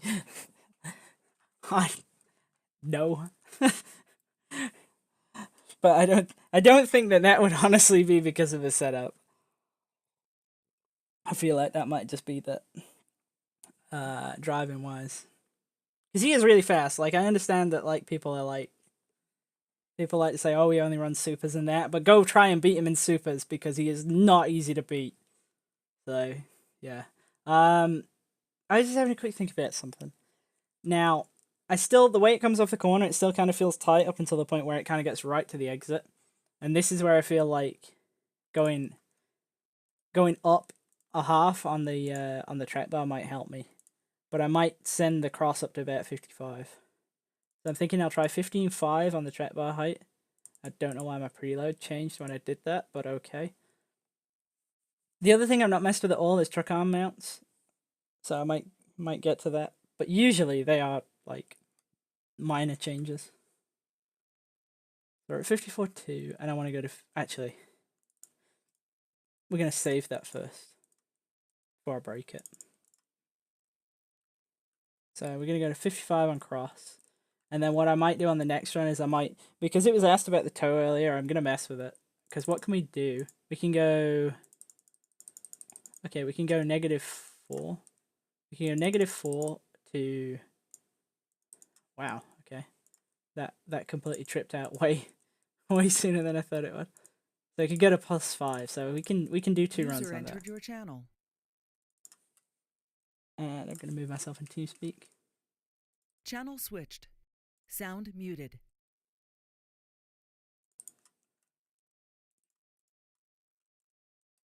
Right, so I want to go 55 on cross.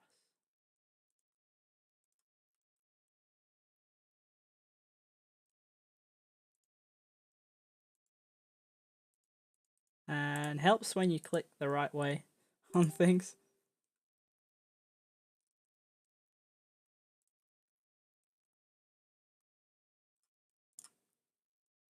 Right, I'm about where I want to be, I think. I want my money back. No, you can't have your money back because there was no money ever. Well, actually, no, you're a paid sub, so I'm sorry. Maybe you can have your money back.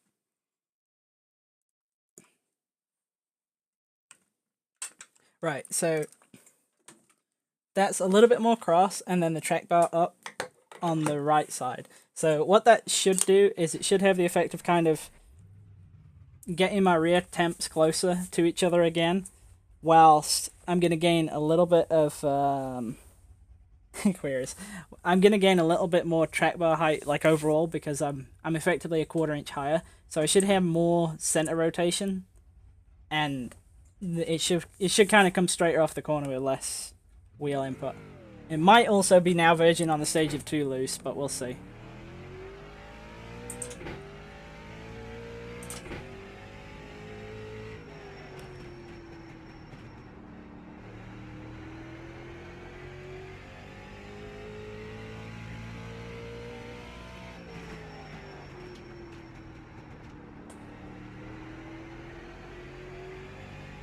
It's that exit part, especially at F2, that I kind of want to get it so that I can come lower off the corner.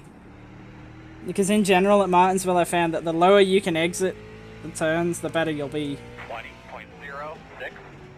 Which is, it's not all that relevant in a car like this, right? So, see, like, that's too tight. Like, I'm coming off the corner way high.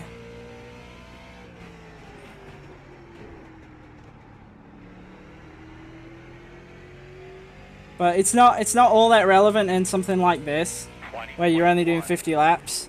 But in, say, NIS or something where it's... I think it might even be as high as 250 laps sometimes. It can be a real problem.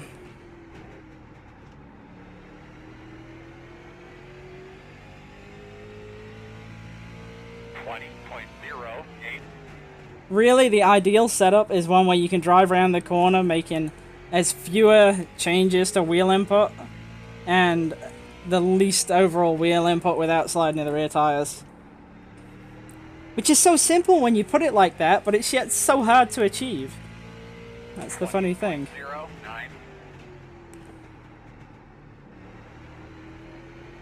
Like that is, like, to me, I definitely feel like that's too much wheel input on exit.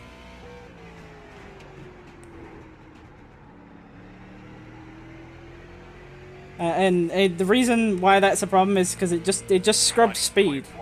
It scrubs speed, it adds heat to the front tires, and just in general it's going to make you slower and slower.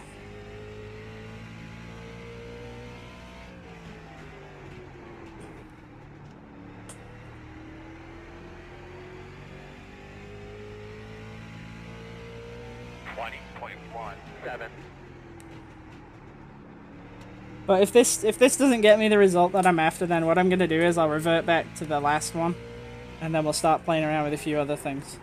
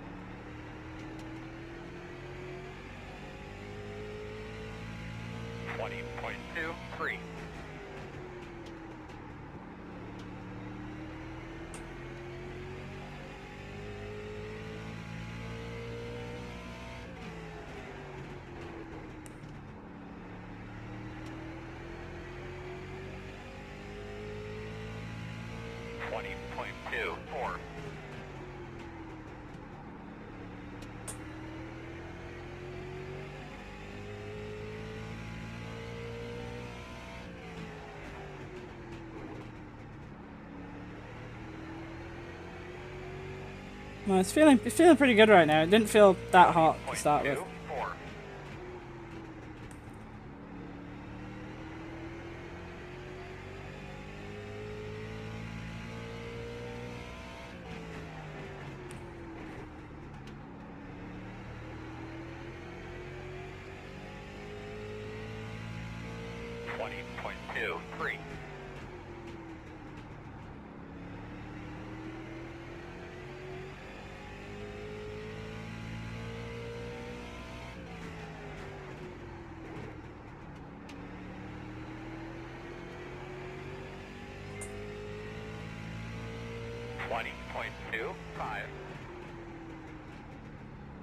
I'll look at that in 1 second.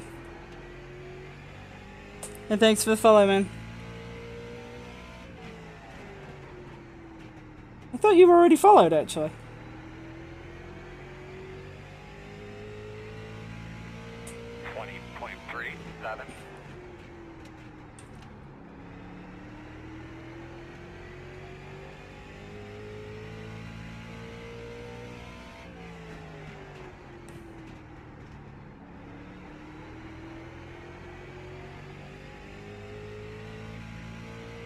20.3.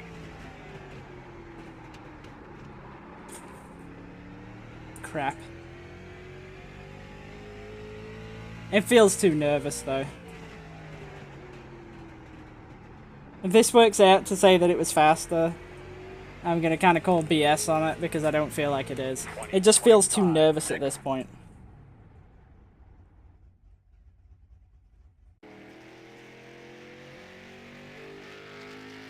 It's an ironic time that you do. Yeah, no, that. I mean, you're like literally the kind of person that I'm trying to help here, on the basis that I'm trying to always work from baseline stuff and then explain like, I mean, like the thing with the. Let me just get the laps up so I can do it. Oh, did I change the Steam properly? I hope I did. Yes, I did. Exploit. And really just to kind of get basic-y stuff. Like things like the camber and the caster and that, which literally every single person who's racing like the Pro and the Peak series who's making setups knows this already. But the people outside of that don't, so... I'm not talented enough to teach this. That is BS, Crowder, and you know it. You are definitely talented enough to teach this.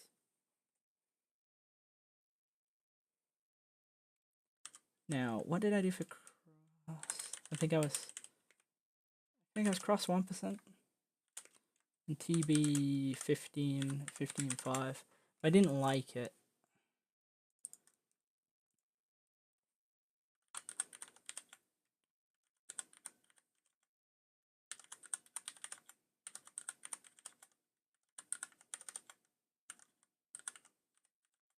So we kind of might have found where we need to be on that actually.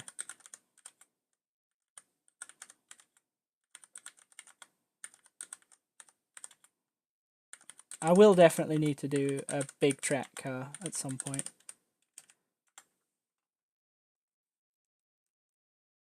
So basically it was the same, and because it was the same, I don't like it. And yeah, it'll be on YouTube afterwards if you want to watch it. So feel free. There'll be a link in the thread and everything. So you're more than welcome to watch it afterwards. And the greatest thing about YouTube is that if you don't want to watch me babble about this live, you can skip all those bits. So, you know, which I appreciate that some people obviously want to do. So I'm totally fine with that. Right. Yeah, I have done 163 laps. Not to mention the 50 laps I did before I came on stream just to make sure I could actually drive the track okay. Now, I don't think that what I did there really worked. So I'm gonna say that I'm kind of I feel like I'm tapped out when it comes to track bar and cross, that I'm roughly where I want to be. So we're gonna kind of call that, and we're gonna leave that where that is, and we're gonna mess with other stuff now. What did I say I was gonna do? I said I was gonna play with Toad, didn't I? So we can do that.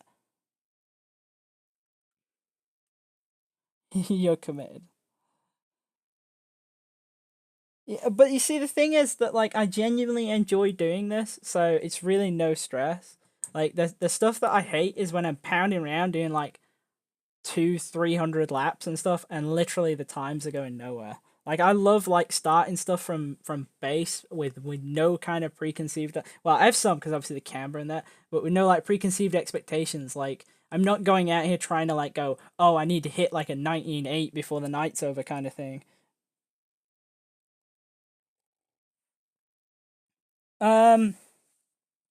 I race super late model stuff, but actually Dallas is the one who does all the building for that, because that was kind of my stipulation of racing the Sara series at the start, was that I was going to race it, but because I wanted to do this other stuff, I didn't want to have to build setups for it. So it's really all him in there. I can build stuff, but a lot of it is actually built around knowledge that he's kind of provided me with that car. So like tonight, I might run my own setup.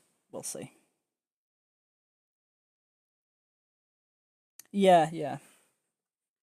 Right, so we had 2/16 toe there, and we're on the positive side of this. I guess I'm gonna... I'm going to try 5/16 positive. Now, in my mind, what this should do is this should make like entry of the corner more stable. Because basically I got my two front tires, like their leading edges are kind of pointing at each other. So it should be more stable. But in being more stable, it might mean it's now slower. Because basically you're losing response from doing that. But we'll see, because it definitely, like for stuff like oval, when you've got independent adjustment left and right, you can do a lot more. So there is almost definitely a point for this car where it's going to work best. So we're going to try this and see where we go. And yeah, you definitely should run Sarah. It's a great league. It has its moments when it's not so great, but they're very few compared with the ones where it's great. So this is back to the track wheels that I liked, but with more toe in the front.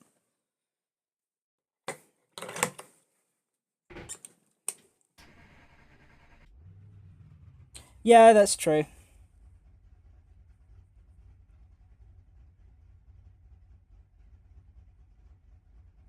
Well, I don't know much about dirt racing and that kind of side of things, but the dirt league that runs on Monday is a fixed setup. So if you wanted to just kind of run something to get a feel of how the league is, that would be probably where I'd start.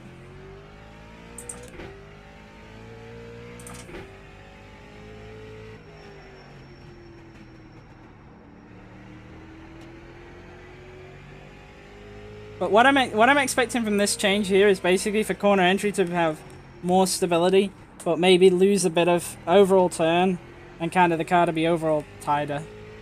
The thing with toe though is that it's the linkage effects aside, it's really a entry and exit adjustment. 20.14.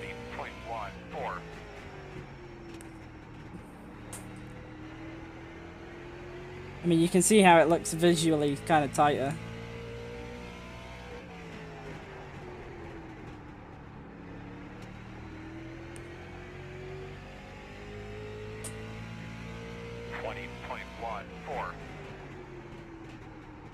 But this kind of thing where you've only got like one combined adjustment is definitely the kind of setting where I'd just do sweeps of it like I'm gonna do to find where I need to be. 20.07.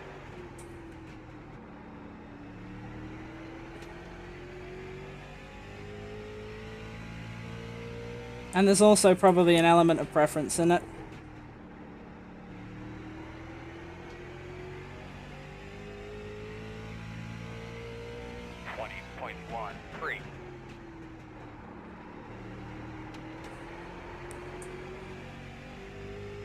It's definitely...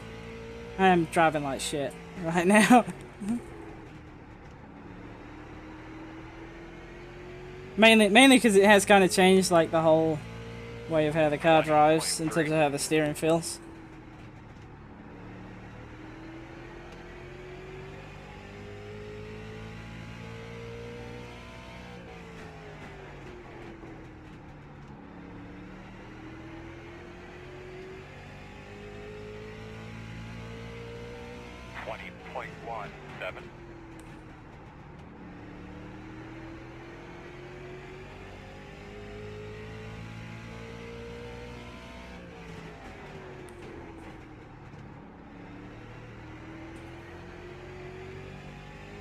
This thing, in terms of how short the laps are, is really helping in terms of getting a lot of runs and sweeping a lot of stuff though, so I think that's great.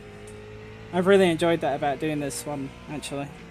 Because the road stuff I really do enjoy, but there's a lot of variance in driving, and there's... That then kind of makes it a bit more tricky to see where we've been getting anywhere with regards to times and setups and stuff. And consequently, I sort of have to pair things up and do them at the same time.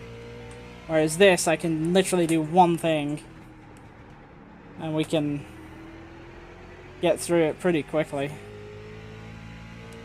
20.25.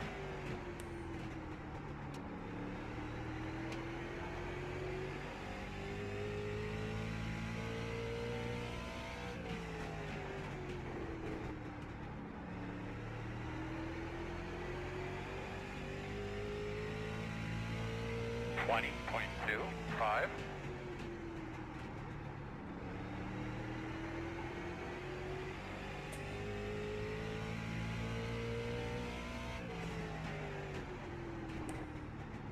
Definitely think it was the right decision to cut down to doing 15 lap runs earlier though. But we will do a 25 to finish off. 9.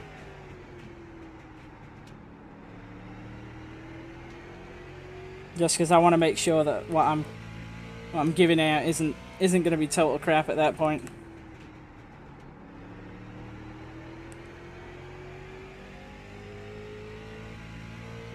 .27.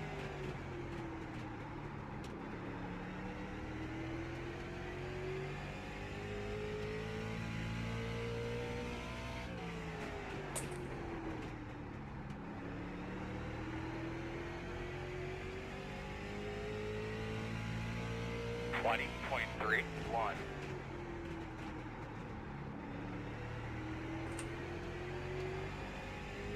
I'm a little conscious of time, but I think we'll be okay to get through the rest of the things I want to do.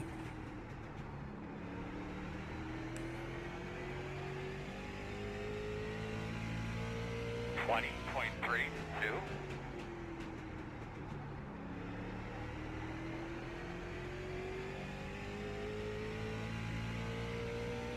The other thing with combined toe adjustments that I don't like is that because it effectively pits the front tires against each other, then you end up with higher temps and higher wear, 3, 2. which you don't get if you're running just offset toes. Like say if you've got +6 left front, -6 right front, the wheels are still parallel to each other, so you don't get any extra induced drag.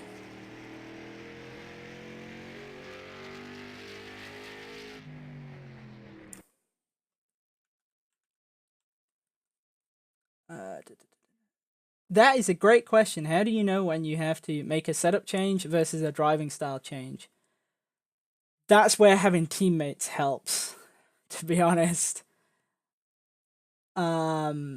Basically, the more people you can have running a setup, and if you can do group running, so say like 2, 3, 4 people at a time, if you know that everybody in that group is relatively the same speed, or at least you know how the offsets of times should be, then you can make a good estimate based on how fast, say, the fastest guy is going versus how you're going, or if you're the fastest guy, how fast you are. Like, if you're the fastest person and you know that you're expected to pull away and you don't, then you can probably assume that the setup is better for the other guy. So then if you go and drive that, and then if you pull away then you know.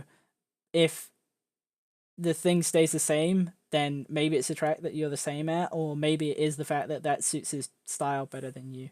Usually, you just kind of have to look at raw lap times, and if you do have other people running the same setups and they're going faster than you, but you drive it and you're like, can't do it, then it's probably a style change. And I actually have this a ton with super lates. Like, it happens to me all the time with super late model stuff where Dallas can drive like Q sets that to me feel absolutely horrible, and he can get like a ridiculous lap time out of them, and I can't do it. And what we kind of tracked it down to was that basically we have different expectations of how the car should both enter and exit the corner. For me, like I was saying earlier on, is that I really like a car where the handling is completely consistent. Like, if I'm tight, I want to be tight from like the beginning of the corner right to the end of the corner. If I'm loose, I want to be loose from the beginning right through to the end. I do not want a car that goes through transitions, whereas he doesn't seem to really care about that, especially when it comes to Q. So, like, a setup that for me is tight coming off the corner in Q, he's completely hammer down and sliding the rear tires and getting time out of it like that.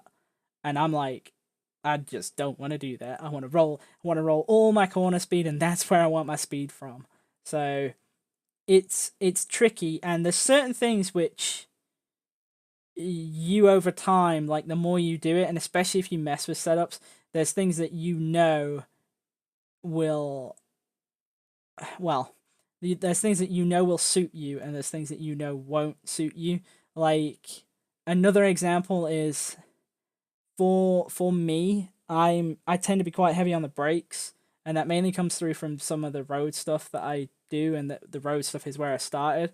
So I do it a bit more now, but I still kind of have this thing where, like, if I'm on the brakes, I want to be like on the brakes and using them to slow the car. I don't really want to be like I don't really want to be just like rolling onto them real slow and then like rolling off them. And what that means is that means that when I stand on them, the splitter height the splitter or the front of the car or whatever it is, the valence will drop lower for me than somebody else. So like on cup and things like that, I'll need more packer in the front, or I'll need more spring for something like this. And a car that's very marginal on like front heights, if it starts dragging for me, is an absolute nightmare, because I'll then hit the brakes more, because I'll be tight in the middle of the corner. I'll then hit the brakes more to slow it down even more, and I'll end up dragging the splitter more, and I'll just literally get worse and worse and worse and worse. And you can see it even in some of the peak races where I've made this mistake, where we started races with splitters that are dragging the track, and it has cost me a ton. Like Homestead was a really good example of this. The beginning of the race, we were dragging the splitter, and I was just really slow. I was like a 25th place car. At the end of the race, I'd driven from 25th up to 4th, and the only thing we did was we just pulled the splitter up. That's literally all we did to the car. So it's things like that, and that's where for me, like I'm always listening for like splitter drag, or I'm always like looking on telemetry to see if the front's hitting, because I know for me personally that is a huge deal. So it is a bit of an experience thing. And really, the more you do it, the more you kind of pick up on it. Right, so that was... What did I have there? Trying to think now. It was max toe, wasn't it? It was +6 on the front. Helps when you're actually typing on screen.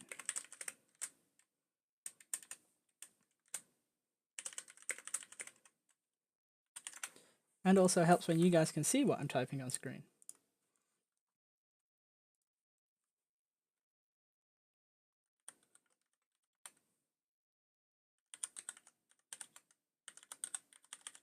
I mean, if that answer about driving style and things wasn't kind of what you were getting at, then happily kind of like ask again, and I'll try and explain it a little bit of a different way.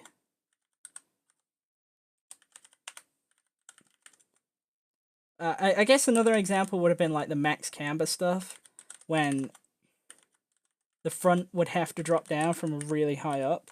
Like I struggled a lot with that, because I like the front of the car to basically just be a solid brick, and obviously having that, like every time you were going in the corner, drop down a bunch would be a real problem for me. Okay, so slightly slower. What did we have in there? I feel like it was +3 that we had in there.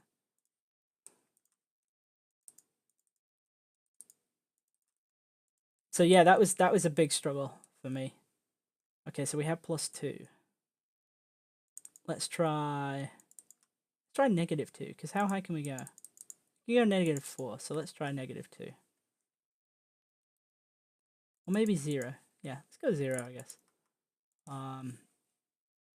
Yeah, one style of car that I literally couldn't drive at all, like, was the stuff where you had to start with left front up last year. That was really horrible for me, because you had to have just an absolutely ridiculous amount of travel to get that to drop down. And as a person who already doesn't like the front end moving, that was just absolutely the worst.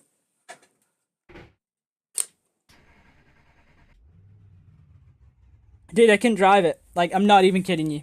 Like, I like the front end of cars to just not move, because that's where all my confidence comes from. Like, I need the nose of the car to do exactly what I'm expecting, because if it doesn't, I'm screwed. Like, I lose all confidence. Which is why I'm big on the consistent handling through corners, because a lot of that comes from really stuff in the nose.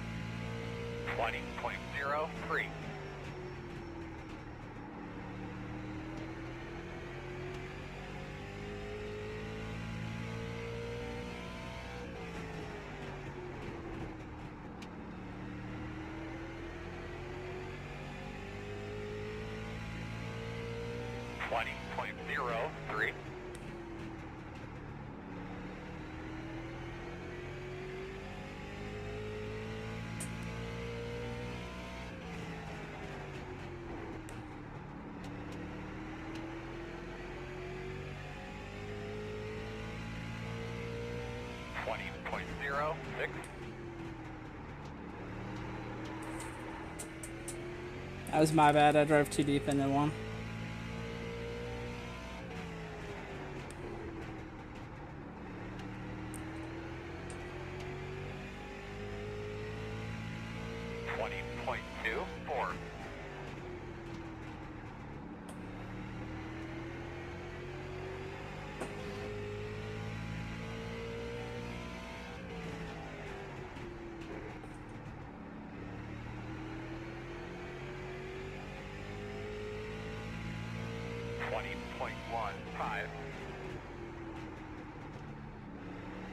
What's good, I suppose, is that on all these runs where I've been, like, all the more recent ones, there's at least one mistake each run that costs about 2 or 3 temps. So it's actually equaling them out in terms of mistakes, but I'm not making them on purpose.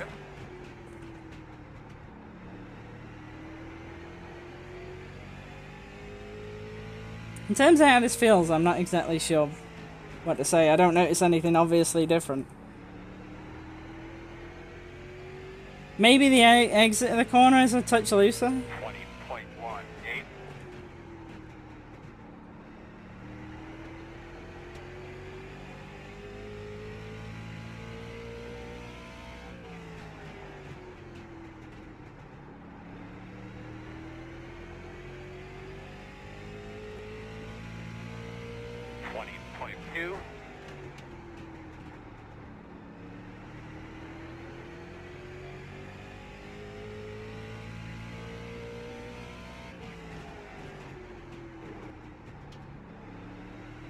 I guess one thing I would say about this high track bar kind of setup is that it makes entering the corner correctly kind of critical, because if the rear does start sliding, because the bar's so high, you're gonna have to chase it a little bit.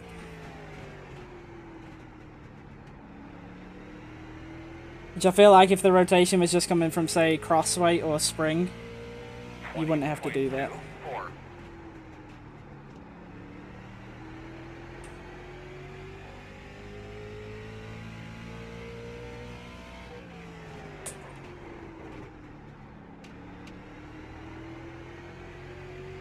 This kind of adjustment feels like it might be a bit of a preference in this car. I would say ideally running 0 should be the best because it should be the least induced drag. But it might come down to preference. So I don't notice anything which suggests that I'm gaining or losing a bunch of time. Except for when I was right at the far end of the range.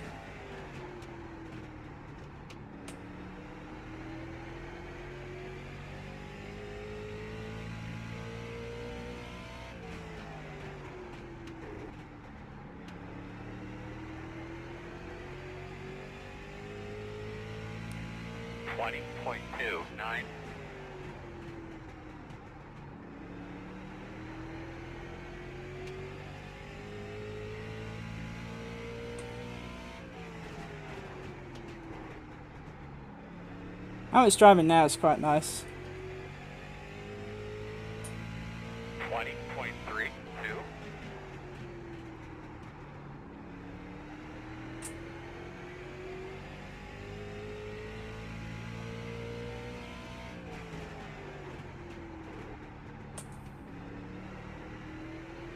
Let's not get on the curb.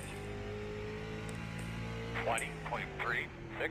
Yeah, I don't know how you drove that. I really don't. That was an insane build.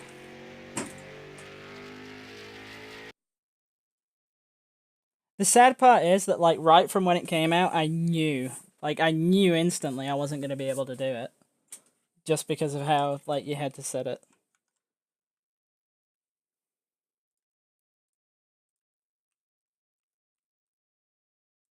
Let's add that up.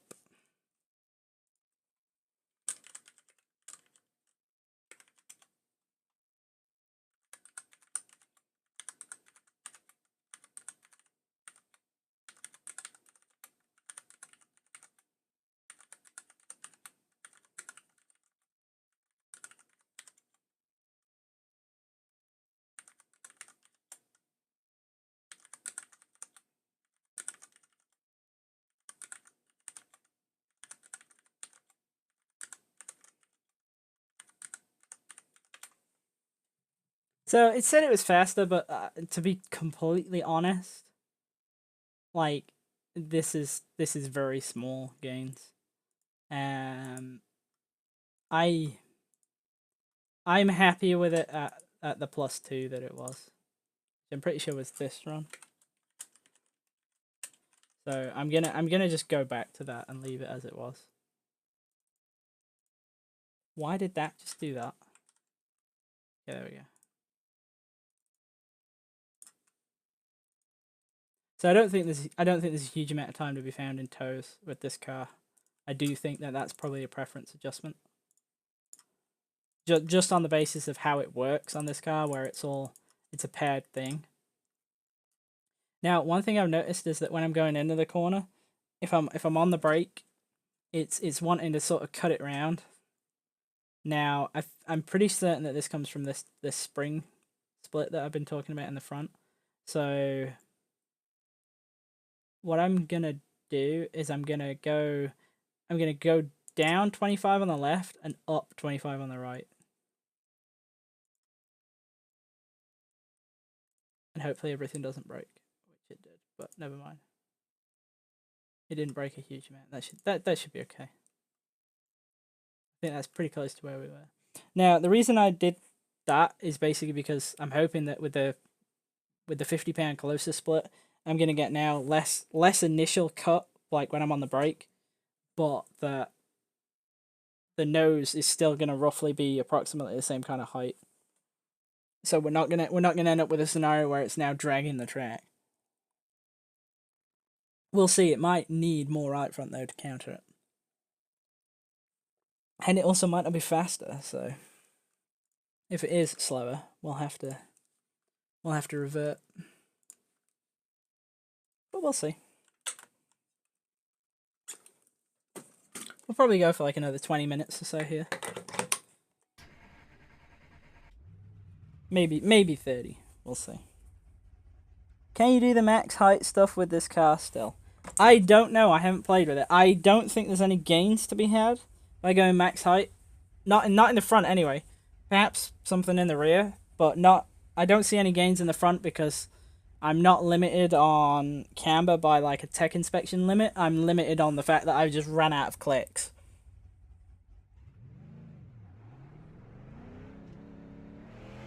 That, by the way, for anybody else, is exactly why the high front end was a thing in the Cup car. Because the way we were getting the camber was by getting around the tech inspection limit.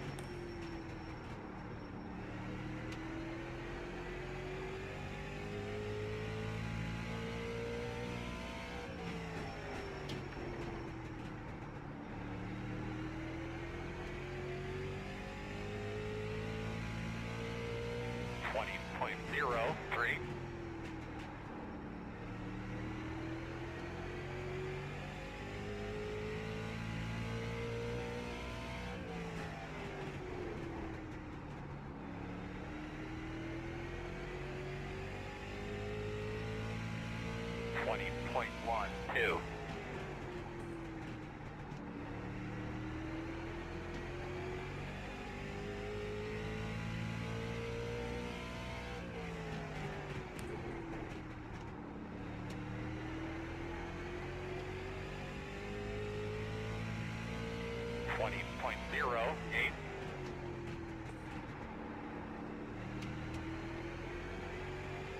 Yeah, don't hit the curbs at Martinsville, by the way, it's really bad.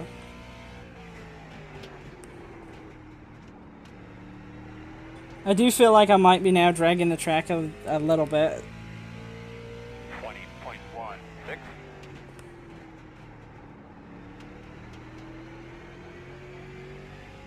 I also feel like I've lost a little bit of center cut.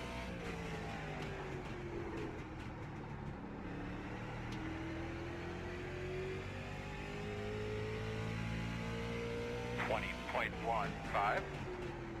It's given me more confidence to sort of drive in now because it's not as...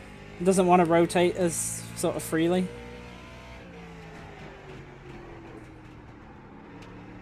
But the downside is that there's now overall less rotation in the middle. And less initial cut as well. 20.18. So this is perhaps one of those kind of deals where, as a driving style, I need to just sort of get with it and accept that to be quick it needs to have that cut from the left front spring.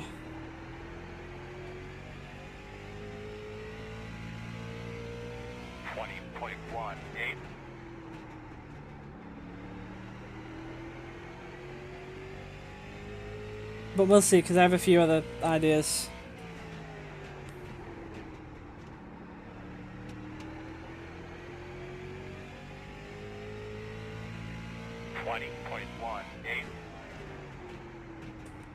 Your springs really are only there to just sort of basically hold the car up. But their other sort of feature is that they're basically dynamic crossweight adjusters. Like, for example, the more rear spring split you have, the lower your dynamic cross will be in a corner.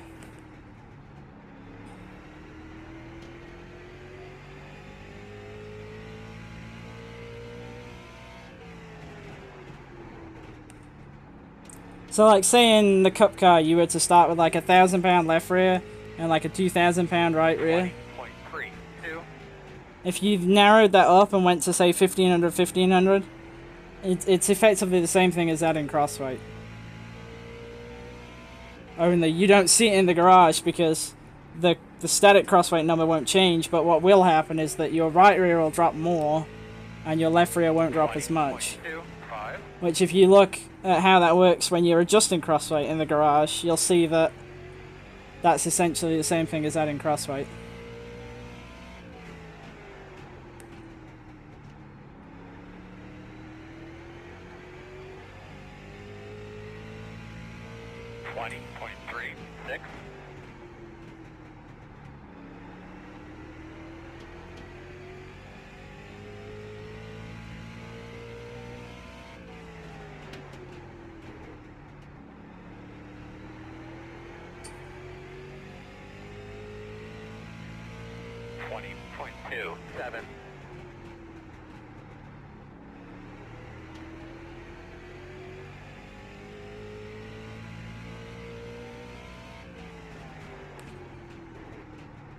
What's also funny is you can see that my lap times get ever so slightly slower when I torque. 20.32.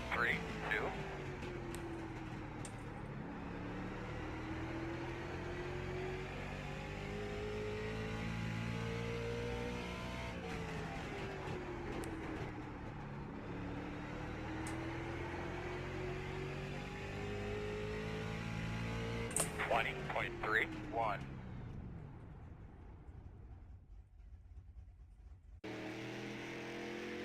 I feel like the handling was closer to what I want, but I feel like the speed perhaps didn't change.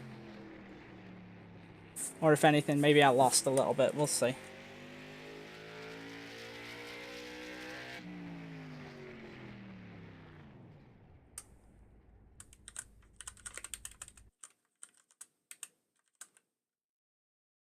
What did I have? 275 and 225, I think.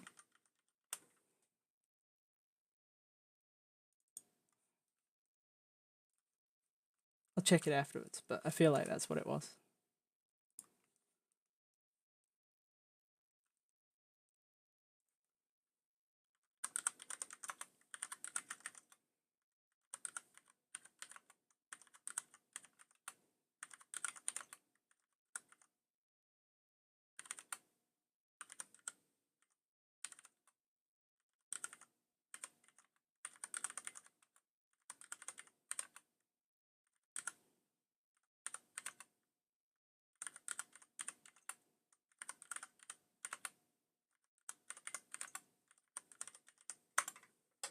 Yeah, so marginally slower.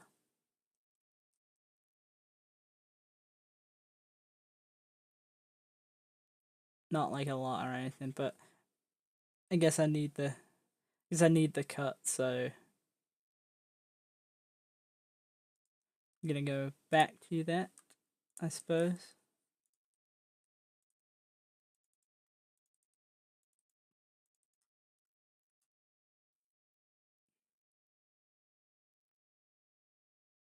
Now, one thing I want to try to kind of get a bit more rotation, specifically kind of at the exit part of the corner, is to just drop a little bit of left rear spring. And of course the right has brake.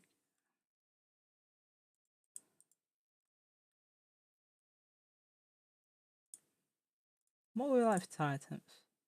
184, yeah, I can live with that. And I know I haven't messed with truck arm mounts or anything, but I just haven't felt a need. What I'm probably gonna do here is just kind of see how this feels.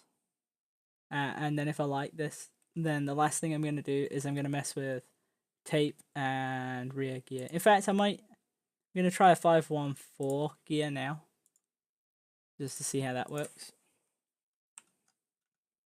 And the reason we're doing that is because we're nowhere near like tacking out on this thing, but I don't know if actually tacking it out is actually faster or not. A lot of cars it is, but some it's not, just based on power curves and stuff. And I know before somebody told me that this thing specifically doesn't like to be tacking out, so we'll see. We'll know immediately if we go slower or not.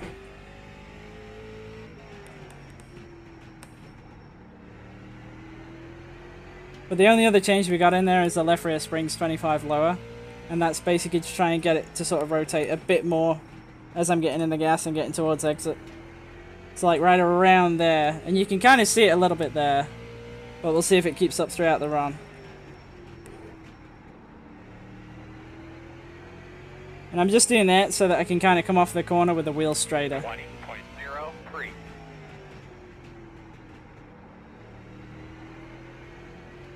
Although it didn't exactly work that time, so...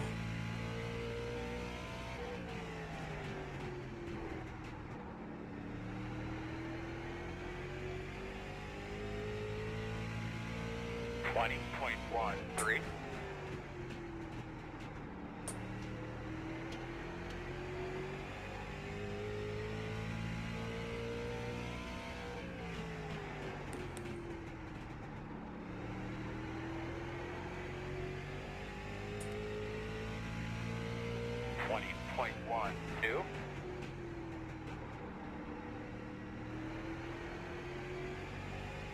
Yeah, it's kind of what I was afraid of, like what we had coming out of 4 that last lap. Where now it might just be 2. Like it, don't want to say loose, but I feel like with this car there's kind of a line you can go over where for whatever reason it just likes to be set up tight. It just seems to give more drive out.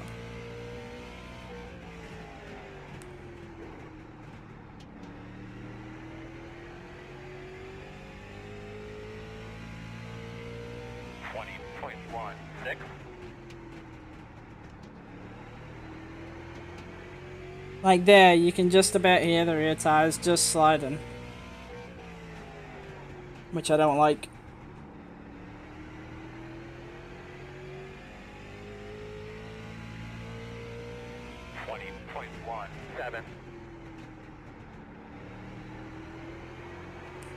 And that's a bit of a more visual representation of it. So it's actually entirely possible that the rear, well, not the rear springs, but just the springs all around in this car, actually not bad for this track, like its base. 20.2.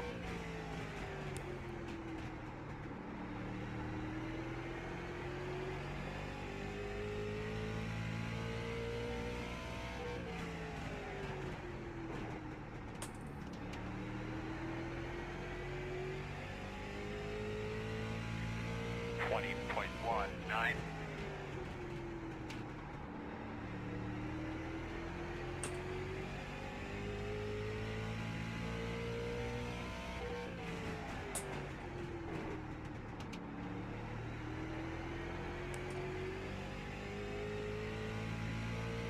20.21.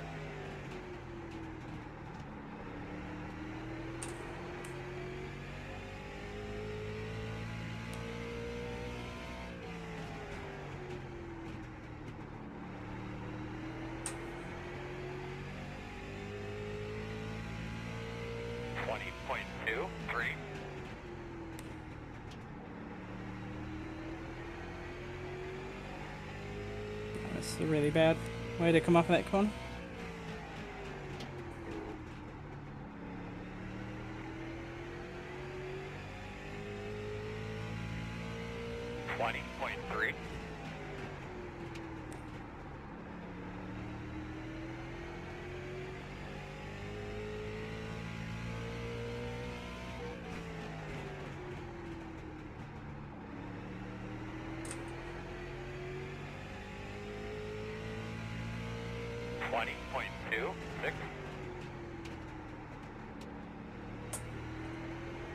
You know, the craziest thing about this is that I'm gonna have done like 300 laps on this track in this car, and I'm probably not even gonna race it.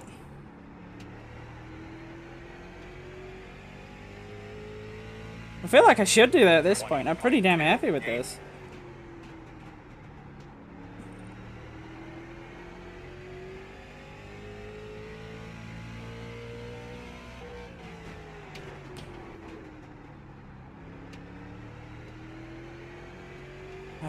He says as he completely blows past the corner. 20.4.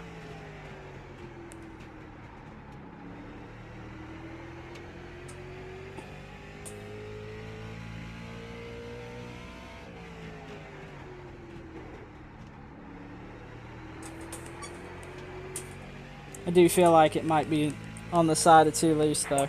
20.33. Let's take a look at times.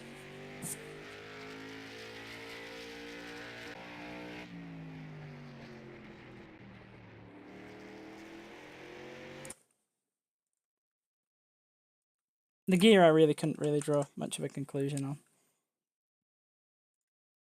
Didn't seem any different, to be totally honest.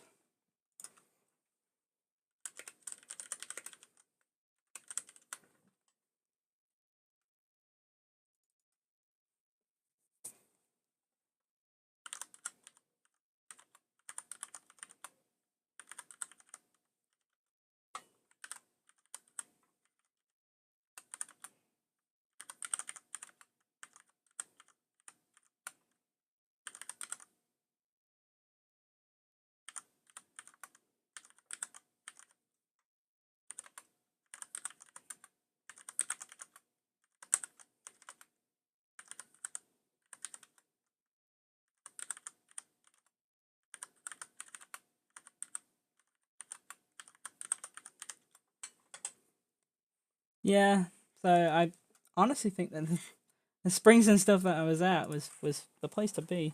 So what I'm going to do is I'm going to do 50 tape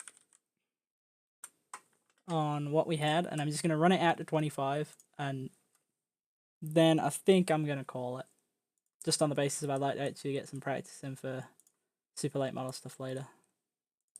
But you can kind of see how, well, when I go back to the screen, you'll be able to see.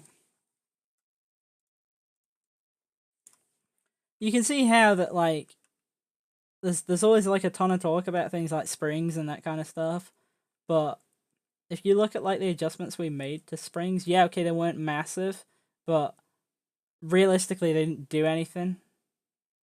Like, the difference is like what, 2/10 of 15 laps at most, and I can definitely say that like a lot of that was mistakes. Like 395 there is a mistake. Like that should have been a 295 laps, and then we're down to like 0.15, and at that point you just gotta be like, it ain't the differences that we're talking about when we're looking at things like let's cut those last 25 out so that we can really see from where we started. So like the baseline is running an 84 on 15. Then you're running a 54 with max camber. Then you're running a 43 with max caster. The track bar didn't, like, going up 1 inch didn't really make a big change. Going way up on it gained another 1/10.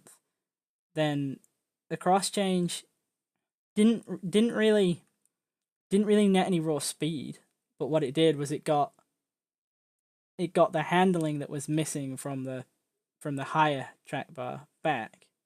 And then really, like, at that point, you're pretty close. Like, that's 0.13, and then this one here, which is 0.22. What are we actually? Okay, so front toe 0 apparently was the fastest, which I'm kind of surprised about. But, like, still, you can see how it's like we're talking, like, once we get to this point here, where we added the 2% across, we're looking at minor things.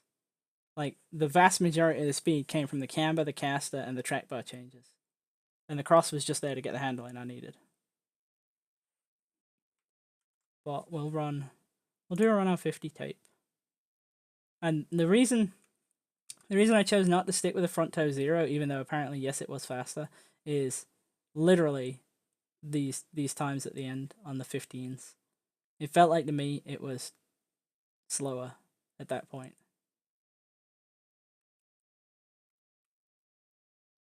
So let's do a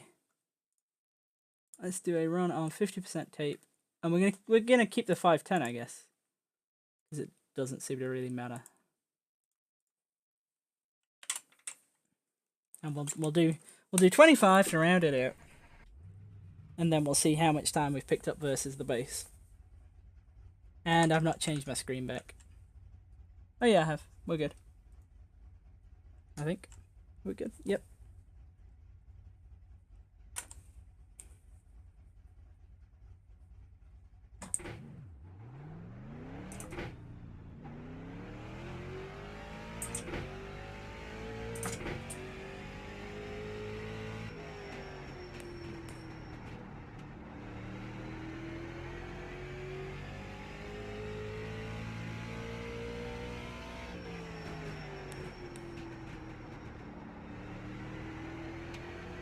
Now, the tape should net a bit more speed overall because it's basically more front downforce. But the big concern is whether you'll get too hot on it or not. 20.01. I don't know exactly when this thing starts getting hot, but I would definitely say that usually if you start seeing oil temps anywhere around 260, 265, that's kind of the point when you should start looking. 20.08. Because I know some stuff blows up earlier, like the trucks, they start to blow up around 275. The Cup blows up around 285. I'm pretty sure Super blows up at 285 as well. 20.07. When I say that, they don't, like, instantly grenade when they reach those points, but basically, I think the way it works is you start sort of doing a random roll as to whether it'll blow up at that point, which gets progressively more higher chance of grenading the hotter the temps get. That's why you'll see some people will make, like, 100% tape laps work in the truck series, and other people will blow up. The guys who made it work got lucky.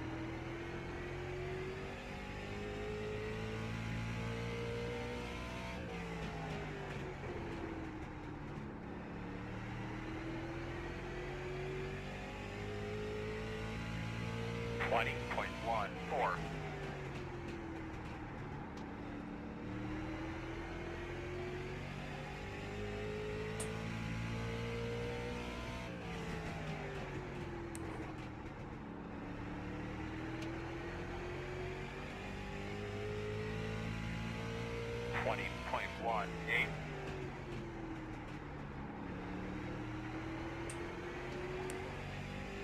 I need to remember that I'm doing 25.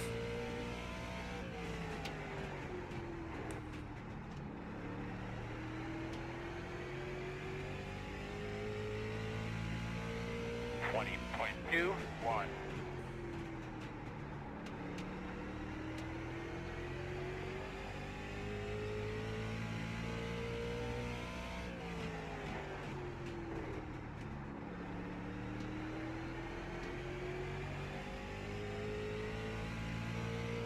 20.21.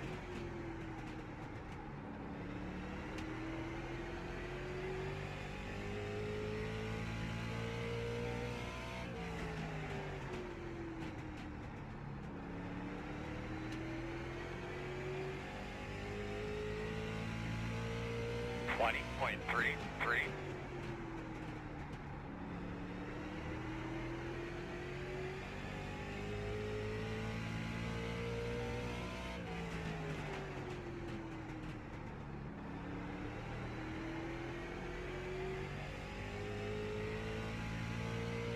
20.28.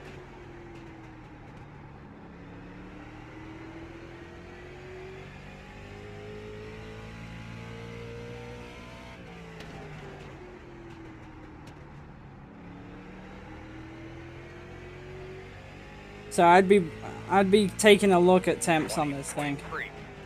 I feel like where I'm at is probably borderline on if we're too hot or not. I'm pushing 258 on oil and 255 on water.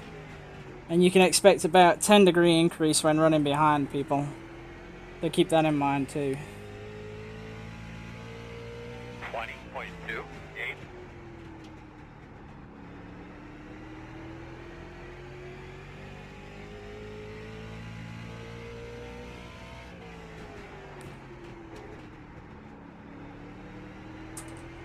But even at a track like Martinsville, the added downforce is helpful. 20.26. So it's definitely the kind of thing where you should run it if you can run it.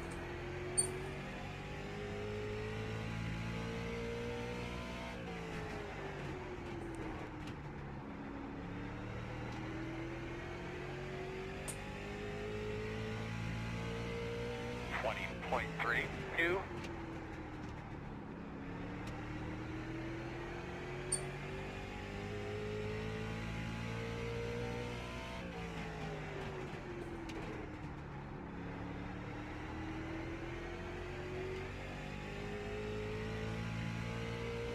20.33.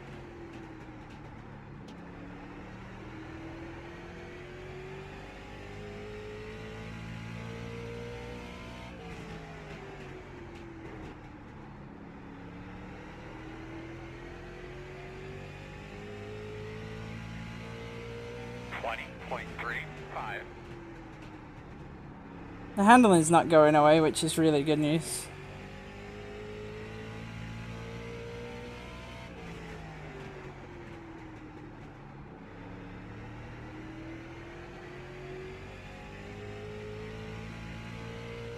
$20.33.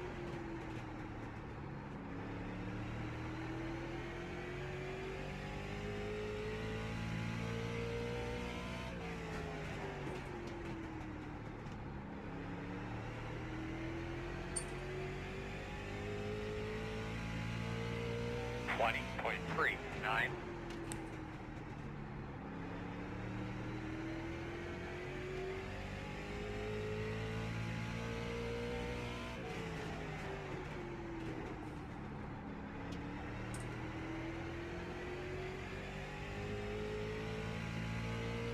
20.42.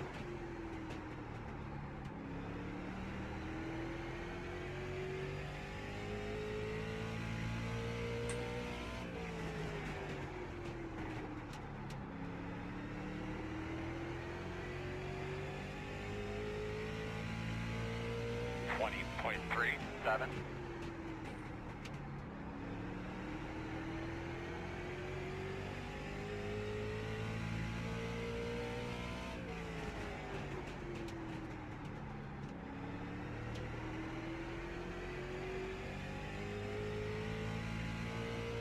20.38.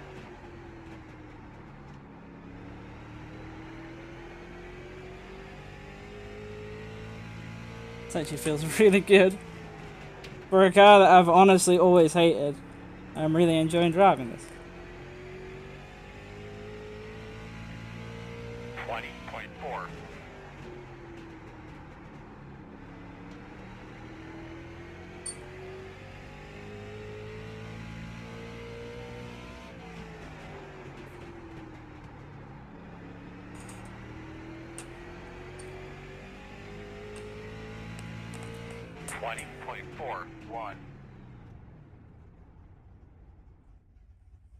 It likes to blow up at 240. Does it really?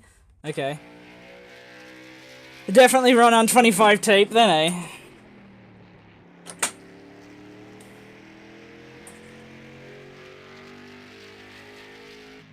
Also, I hope you're down for some Apex later, DK. That's really good, though. It's a really... I suppose for safety's sake, because I don't want people blowing up, I should save it on 25 tape.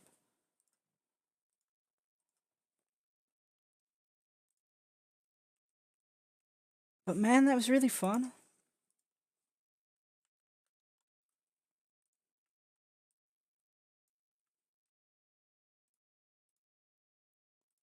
Let's add up times. And this is where I'm about to get mad at iRacing when I find out how much faster this is versus the base Martinsville set for literally no good reason, because this car has been out for a million years, and if I can make it significantly faster in like 2 and a bit hours, you can't seriously tell me that people in the community or iRacing themselves couldn't have made a baseline setup that was also significantly faster. I like the springs in it though. Springs seem to work pretty well.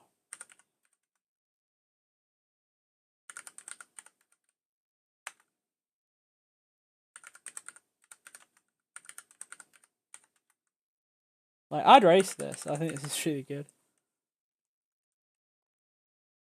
Let's just put in some arbitrary times for these other laps. Just so we can see it properly.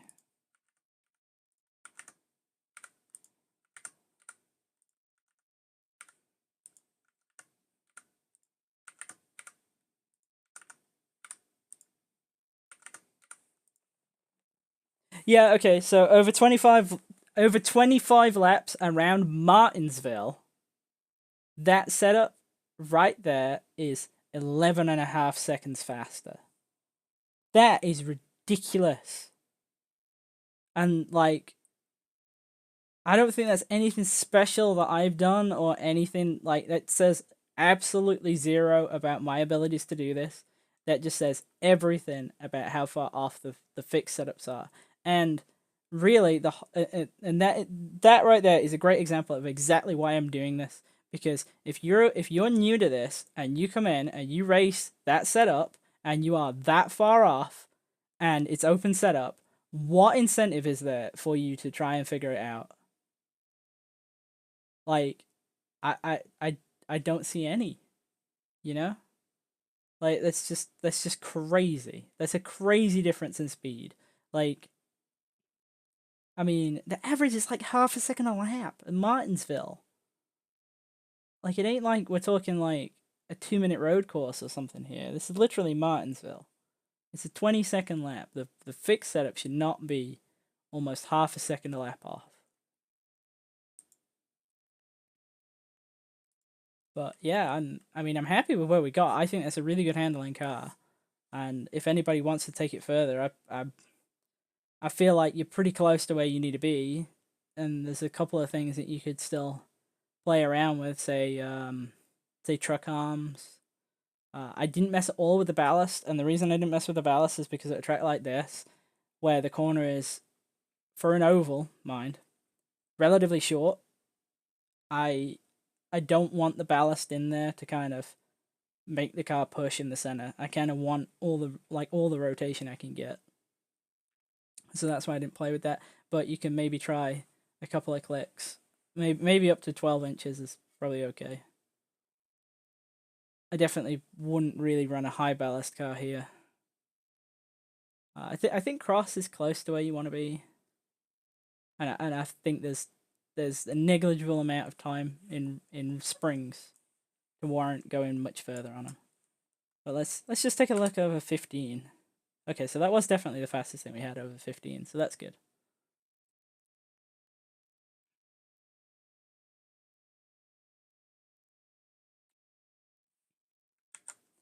But I do think that's going to be it. And that was a fairly long one, but I hope that was helpful to people. And the setup, the lap chart, the video will be on the forum and on Discord as well, so you can grab that. And we'll be back in about an hour and 45, where we'll be racing super lates, and that should be fun because it's the final race. And basically, I can either win a championship or I can completely screw up and lose one. So I hope people will come back for that, and you'll definitely have a more animated performance for that one, as well as Trevor on our TeamSpeak, which I know people like listening to. So you're more than welcome to drop in on that, because it should be a good race. Also, if you want to watch any of this back, it should be in past broadcasts, but that gets deleted after 2 weeks, so it will be on YouTube as well, so you can find it there. And thanks for stopping by. Thanks for watching. Hope it was good.